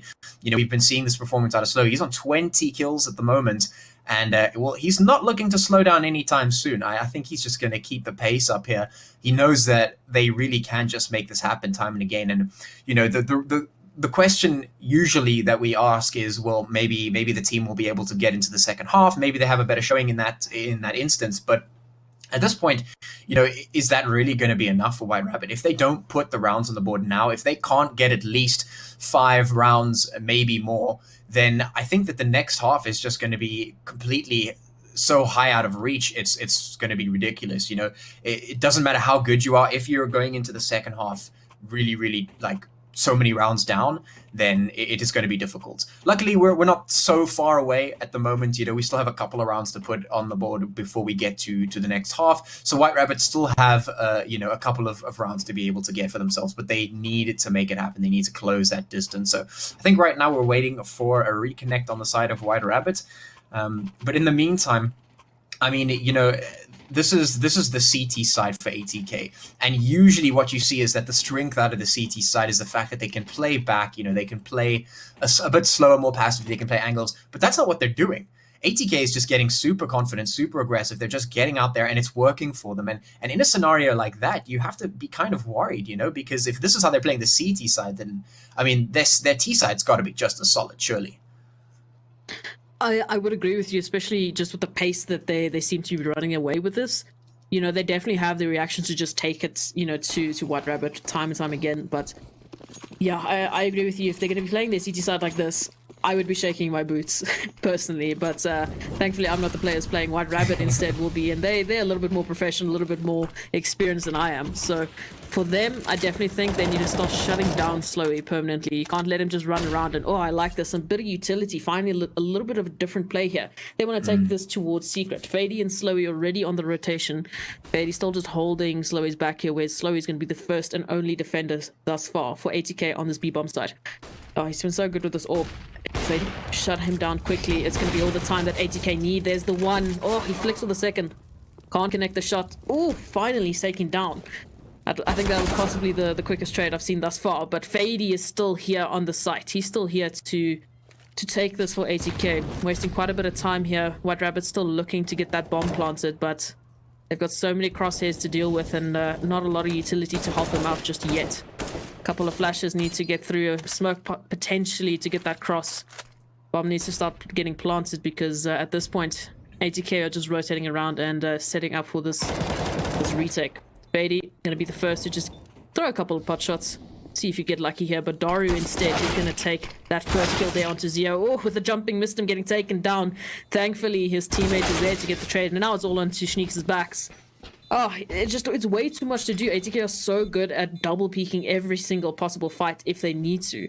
And at this point, the rotations, the information that they're getting so early on because of this aggressive play is really making it difficult for White Rabbit to get anywhere really quickly. Because at the moment they peek any sort of angle, any sort of corner, there's 2 or 3 ATK players ready to take the trades if needed. Yeah. And also the way that the ATK players are playing at this point is very, very solid. You know, like they're getting the at least one before they go down. The trades always come in. I mean, the fact that Sloya was right there, able to get that first opening pick, stay alive just a bit. Now, White Rabbit, they got the trade, which was great. But immediately in response to that, there was an ATK player there. They got another trade in response to that. They made sure that they kept the numbers advantage up. And like you said, they get those double peaks on. They were just making sure they were doing everything right. Corner after corner was just perfectly done. And, well, White Rabbit, you know, I think it was Elake actually who was the potential to get one out. I think it might have been Doru or someone down towards that side. Missed the shot, doesn't get the trade. And, well, that really just spelled doom for White Rabbit, you know, because then you're at the man disadvantage. And if ATK just play for the trades like they've been doing, then they're sitting pretty. So right now, missed him. He's going to be the first one to go down. But Sloya is once again out here, just making sure he's landing the shots, making things evened out once again. 1 minute left on the clock. We have 4v4 at this point. And White Rabbit, they need to find something. They're looking for a crack in ATK's defense, but I'm not sure at this point if there even is one. Well, there comes one apiece. So Elake going to find Doro this time around. Blaze is going to swing in Sloya as well. Blaze does get taken down, and so does Sloya. Now it's a 1v1. So this is potentially one of the best chances the White Rabbit has had to make this one doable, but the shots need to be found, and they will be. Fady is going to land them, and well, we have 10 rounds on the board for ATK. I feel like we've just started this map. I don't know about you, but I feel like we've literally just went into first round and now already here. Both of these teams playing so quick, and I mean, you can see this. The reactions here from both side of players, I mean, it's just flicks upon flicks at this point. I honestly think this is starting to get a pretty tough situation for White Rabbit, but I do think they have it in them to potentially get this this comeback. They just need to be so careful about losing unnecessary kills here, and those multi-frags coming out from ATK. You have to punish them for this. You can't just keep getting traded down, getting drilled down outside is what is the theme of this round at the moment. SMGs going up against pistols and rifles. It's just not a fun time for White Rabbits, and unfortunately, Spaz, there's a Fady waiting for you to peek that corner. So, I mean, there was a good bit of outside control there. They managed to take down Slowy. They were starting to do a lot of damage outside, but there was just way too many players to deal with. Here again, you can see Slowy going down. But in the meantime, that just gives Mistim and Fady all the time, and Arus, as I mentioned that, to wrap around, get the trades, make sure that, I mean, as soon as they're done with a fight, there's another 2 waiting for them. And again, it's because of this aggressive stance of ATK. And potentially for White Rabbit, it might be the same. So, I don't know, if you're White Rabbit, what would you do at this point? I mean, if I was White Rabbit, I would go for probably a similar play to what I just did, but with the rifles and try and make it happen. The crux, the reason that they lost that round, in my opinion, was because they weren't able to take down Slayer quick enough, which means they were focusing on him exclusively for so long. They need to fix that. They need to take him down quickly, but speaking of quickly, well, moving in very quickly is White Rabbit taking control of this A-bomb side, but can they keep the control? That is the question at the moment. There are 3 players on the side of ATK against 4 for White Rabbit. This is a good chance for them to be able to get something, and well, ATK, they don't actually need to push for this round, but, you know, knowing them, they might just do it. They're sitting quite happily right now. They've got 11 rounds. There's nothing really that they need to do, but at this point, you know, even if you don't want to save, even if you just want to straight up go for it, it's doable. These guys have done it time and again. You know, like you said, it feels like we've just started this, but they're already 11 rounds up. The shot's not coming through. White Rabbit do manage to hold on to the bomb side. Fady is the last one left. I don't think he has a chance really in a 1v4 scenario here. So at least White Rabbit will probably be picking themselves up another round here, be putting themselves up to 2, which is decent. And I think if they can continue just solid executes like this, if they can really isolate the players that they need to isolate, you know, get the kills like they just did in this round, then they have a chance at putting a couple more. Now we will be heading into the second half pretty soon. So, you know, White Rabbit don't have many chances here in this half to put more rounds on the board. But if they do continue to play just like that, they might just be able to put another 2 on. In addition to that, so I just want to sing, White Rabbit's praises a couple times. The rounds that ATK have taken away from them, other than, those absolute drilling downs because they're just getting kills left, right, and center, most of the time, White Rabbit have been able to take down a couple of players on the ATK side, which has left ATK's economy in the state that you're seeing right now. So this is potentially the steamrolling moment for them. If they can take this, they can continue to just punish ATK with their economy and take a couple of rounds away at less firepower that they need to worry about. So White Rabbit needs to play this smart because this is good potential here. Oh, and you definitely don't want that happening. Fady and Doru, oh my goodness gracious, I literally just started my sentence. ATK, please. Never mind that, they take the round within the first couple of 10 seconds. Oh, as soon as that smoke dissipates, it's just done. Like, the shots just immediately come through. That was very, very quick. I mean, I suppose this is really the story of this whole interaction at the moment, this whole matchup right now, is that ATK have just finding everything they need to find at this point. They're holding all the angles. They make sure that they're just playing a good, solid game, and right now they're going to open things up once again. And Mr. going to be the one to take down Schneek. Sloya, he's getting aggressive once again towards outside and going to be catching out Zio. And this is just time and again what we're seeing every single time. It doesn't seem like White Rabbit are prepared for this aggression from Sloya, and they can't deal with him. And that is just a thorn in their side again and again and again. ATK, they're managing to get the timing right. It looks like they're just so confident and they know what they're doing right here, and it's so difficult for White Rabbit to push through that. They have 2 players remaining. It's Custom and E-Lake to try and make it happen. And, here come ATK. They do the trade, and here come the double peaks as per usual. Time and again, ATK just playing exactly as they need to play. Barely any mistakes coming out from this team right now. I mean, just look at this moment here. Missed him just trading baiting perfectly for Doru, and then Blaze is immediately ready and waiting to take whatever trades happen there to just shut White Rabbit down. And it's quite similar to what we saw with that smoke dissipating on ramp. They had all 5 players from ATK side ready to just push into White Rabbit just to take them down immediately. And if I was White Rabbit, I would be worrying at this stage because, as we mentioned, if this is the way that they play their CT side, what are we expecting? What kind of monster are we expecting on the ATK side for T? Now we're going to wait and see. We do see a couple smokes getting ready and set up. It looks like they're heading towards this outside control, which is lovely to see on a pistol round, especially when you're going against Glock against USPs. So interestingly enough, they're going to opt for this outside control. A bit of a gamble if you're anyone else other than ATK and one of these teams that are so good at taking these plays. And now already a couple of players dropped into secrets. They're taking this B-side control relatively quickly. It's only Sneaks here to get the information. Oh, but towards his back there is Fady, and he's just holding the vents at this point. So White Rabbit's pathways, they have been cut off, and ATK just one tap after one tap. Good response here from Custom. He's already on 2 kills thus far. Spaz unfortunately going to get taken down, and now it's all left onto Custom's shoulders. It's a 1v2 situation for what is potentially their 3rd round if you're White Rabbit, or the 14th for ATK, and that's a scary thought at the very least. But look at this. Oh, the experience is showing. He's expecting this rotation here from ATK. Unfortunately, not going to be able to connect the shot just yet as they leap out of heaven. But he might be able to connect to this one. Take it down. Oh, he puts Slowy down to 33 HP, but time's running out and he needs to start connecting the shots. Yikes! And you don't want that to happen. Yeah, you said this is a scary prospect, and let me just clarify how much of a scary prospect this is. Generally, in a pistol round, when you see a team take it, they can almost 100% of the time guarantee the second round after that. Just because of the way, the economy works, you run that pistol round, you can definitely buy yourself up, which means that you have the superior firepower, you can really leverage that. It does tend to work out a lot of the time, a lot more than it doesn't at least. And that means that ATK could just right here put themselves on match point. That is incredibly scary. We are seeing an absolute beast that is ATK, and it's not going to stop here. Fady opening things up, but the Deeg is there, so at least they will get one back. It is a 4v4, but the firepower is still in the hands of ATK, and the movements are coming in very quickly. They just push straight through. Secret Blaze just going to take down E-Lake as they charge their way on in towards the site. Everything is coming through. The mollies are there. The util is coming down.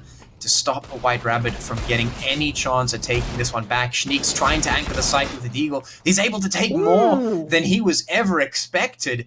Now it's Doru to try and hold on for ATK. The bomb is not yet down, and the shots are not coming through. So White Rabbit have somehow managed to make it work with these Deagles. Upgrade to the Mac 10 for Spaz. This could be doable. White Rabbit could shut this down, and this is just one of those small moments where even though ATK won that pistol round, they could just lose it here, and White Rabbit could potentially start building up some momentum for them here. Custom holding with the 8. Oh, there it is. Just perfect. Holding the angle with that Deagle. He's able to take down Doru. So White Rabbit get 3 rounds now, and then a slim chance of being able to come back. I love me a good deco swing. I mean, I don't know how they've done it, but look at this here from Schneeks. Oh, 180s for days, and White Rabbit just doing the damage that they needed to do. They're finally getting their 3rd round, and it's exactly what you said. They've shut down that momentum now from ATK. ATK now going to be relegated to the pistols this time around, so it's a bit of an opposite, switch of what we've just seen, but it's still pressure onto White Rabbit to do as much as they possibly can. It's a tall order, but we'll see if they can do it. We'll see if White Rabbit are capable of just taking all of these rounds away. Oh, there's the first one, Schneeks. Has to be careful because these deals are just firing left, right, and center. And Elec, on the other hand, has already rotated around, so he's going to catch Mistim off guard, and that's actually the bomb dropped on Silo. So now ATK are on that recovery mode. They need to recover the bomb, they need to get some side control, and they need to do it all with only pistols to boot. And at this point, White Rabbit are just doing such good damage. They're holding this beautifully, but Fady might be able to turn it around here as we see him rotated through to that heaven position, but Spaz is waiting for it. They're playing so well at this point. White Rabbit are expecting these angles. They're giving up certain positions there and then expecting the rotate around. So this is beautiful, beautiful teamwork here coming out from White Rabbit, and this is what you want to do. You don't want to give ATK anything for free, and it's a wonderful way to just take that 4th round. But with that being said, some damage was done. You know, there was 1 or 2 guns dropped. Is it going to be enough? Is it going to be enough damage in the next round? I mean, for one encouraging message, I guess you could say that White Rabbit were able to pull off something that ATK weren't, or ATK weren't able to pull off what White Rabbit could. White Rabbit, they won a round that looked like they should lose just based on equipment, and based on the guns. And in reverse, ATK were not able to pull that off. They just lost that round, and now they're having to save once again, picking up a couple of upgraded pistols. So, I mean, there is a little bit of hope. There is a bit of encouragement. But as to your question of whether it's enough, I honestly cannot say. I mean, we've been seeing ATK just playing really, really well here. Just a really stellar performance coming out from them. They're looking very, very solid. And even moving from the CT side to the T side, they're still looking pretty decent. The question is White Rabbit really going to be able to bring this back? They've showed that they are looking quite good here on the CT side, so at least there's that going for them, but they really, really need to play this to their absolute best. They have no room for mistakes here. We're already on 14 rounds for ATK. That means any round, any mistake that White Rabbit makes could end up being match point for ATK, and that's a very, very difficult spot to be in. So they really, really have no room for mistakes, and they need to make sure they play to their absolute best. Right now, Fady going to be opening things up with a head right on it towards Zio. Schneek's going to fire straight back towards Slow. You can see ATK trying to manage with these pistols. At least they get that bomb down, so they have made their way towards that B site. Of course, it is the post blondes coming out from them. White Rabbit do have to push in for the retake, but with superior firepower, it should be doable. The MP9 now ripping through Doru. A bit of door play here is going to actually come back to bite Blaze. The instant trade comes out though. Schneeks goes down, Spaz takes Fady, and now it's on to Mistim with the Deagle to try and stop the defuse from coming in, but actually the time might be working again, and that clock is ticking, but Mistim does go down, and White Rabbit, they cling on once again to those rounds. Oh, I like to just watch the clock, because that defuse time always gets me so nervous. Yeah. Nonetheless, like you said, White Rabbit did exactly that. They clench onto that. ATK did quite a bit of damage in this regard. They managed to drop a couple of guns on the White Rabbit side this time around, and now, nevertheless, it's a buy on buy for both sides. ATK now once again looking to be that sort of what are you calling it? That scary monster that they've been thus far. Yeah. They're playing beautiful synergistic, just pure aggression. Aggression, aided with all the utility that they've managed to learn. I've seen a couple of very interesting smokes that I'm later going to review, but nevertheless, ATK now on for the match point, as we've mentioned, and White Rabbit, they're still in this. You can see this. They haven't given up, and it's great to see, and they definitely can do it. But it's all just it's gonna be up to who fires on the most cylinders at this point, and what I'm seeing is Mistim. He's on that full V8 cylinder, man. He's just taking it, and Sneak's gonna be able to get that response onto Blaze, but nevertheless, it's still a 3v4 in favor of ATK. They've managed to take this A side. The bomb is on its way. It's in transit.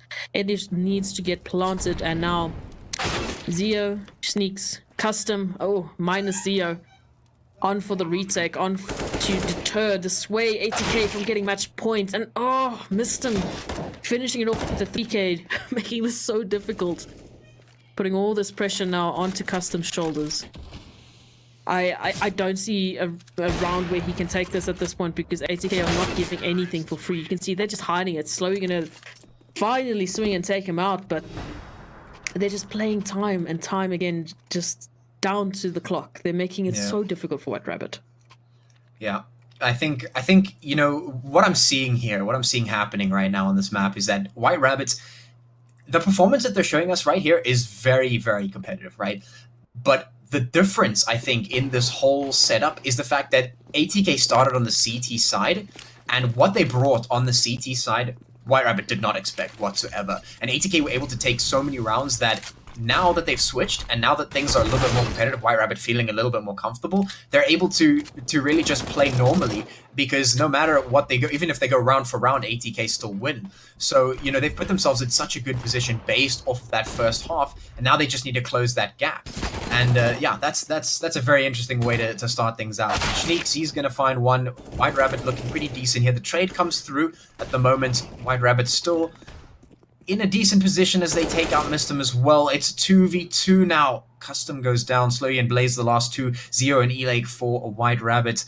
So this 2v2 has 1 minute to close itself out. ATK going to be moving their way up slowly and silently through vents.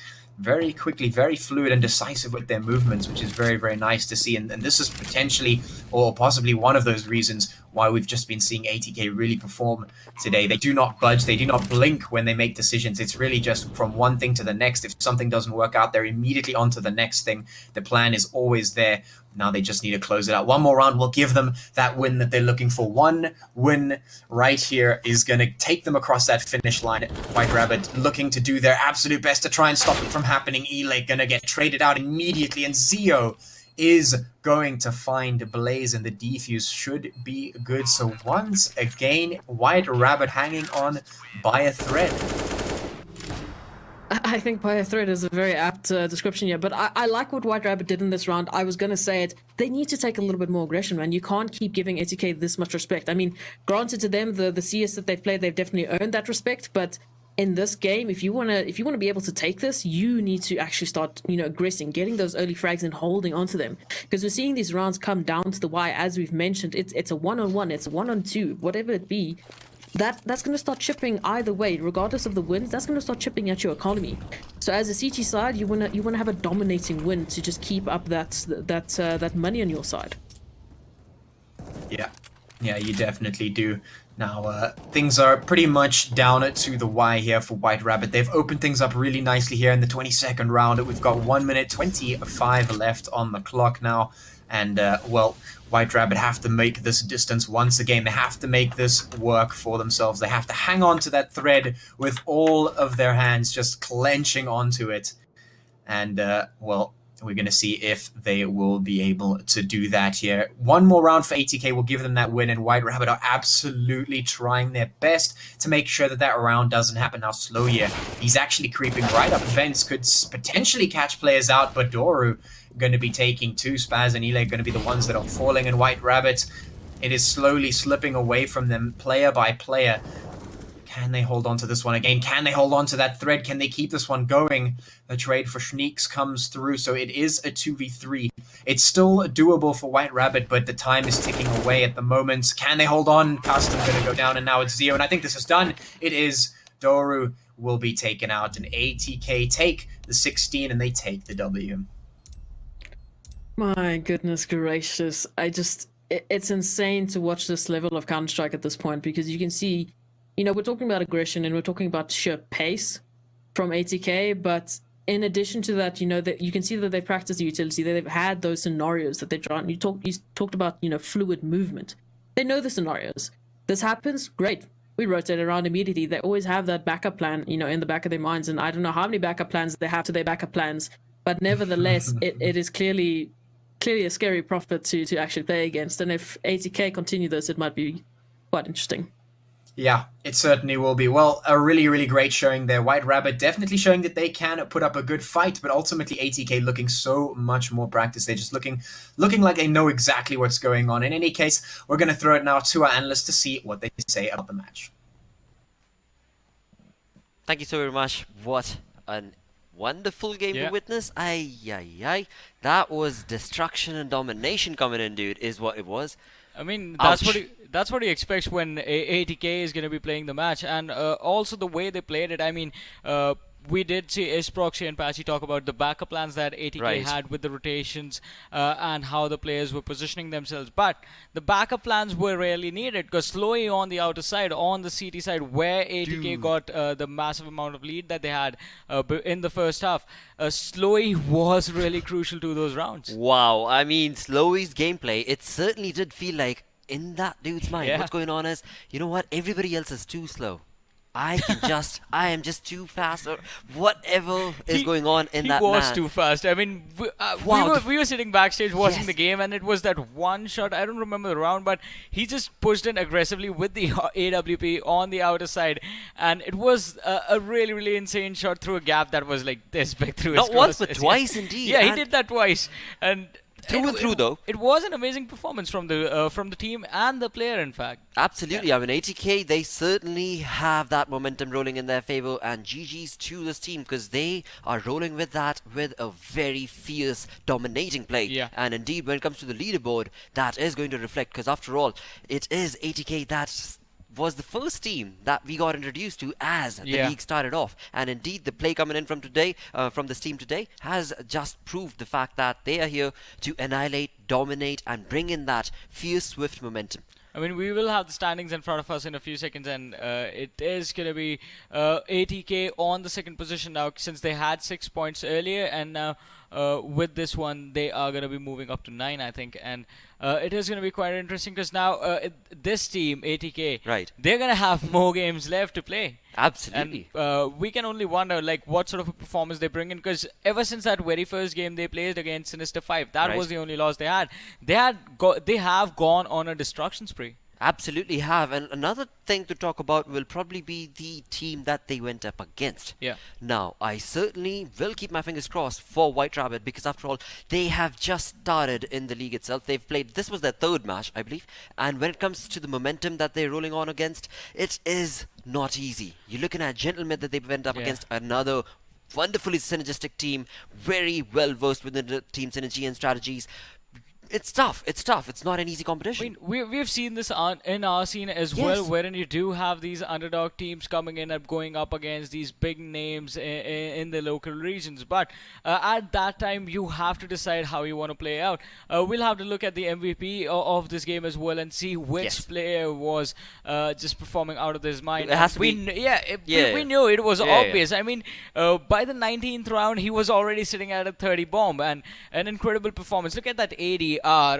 We usually talk about somewhere around 100, 110 is good. That's a 156.6. Multi-kills 10, entry frags 6, 33 kills in total, an impact rating of 1.94. Slowy, he was insane today. Man is an army, dude. Man is an army, and that is what White Rabbit Gaming went up against today. But indeed, I mean, this is one point that I do always try and bring up whenever it comes to underdog teams, let's put it that way. It is about the experience, after all, that they take away from a game like that, right? Yeah, not just the experience. I mean, it happens. Once you go up against these guys time and time again, you do get used to their playstyle. You do come up with your own strats. And I'm pretty sure White Rabbit Gaming, they have gone up against 3 really, really strong teams in the scene. In fact, 3 of the strongest teams. Exactly. And once they come back stronger, it is going to be a totally different White Rabbit Gaming. Absolutely. That is the story that we hope to see later. But as of now, let's quickly segue in with the leaderboard itself and find out what is up with ATK's placement, and they are at second with 9 points. 9 points on the second position, so it is going to be that one loss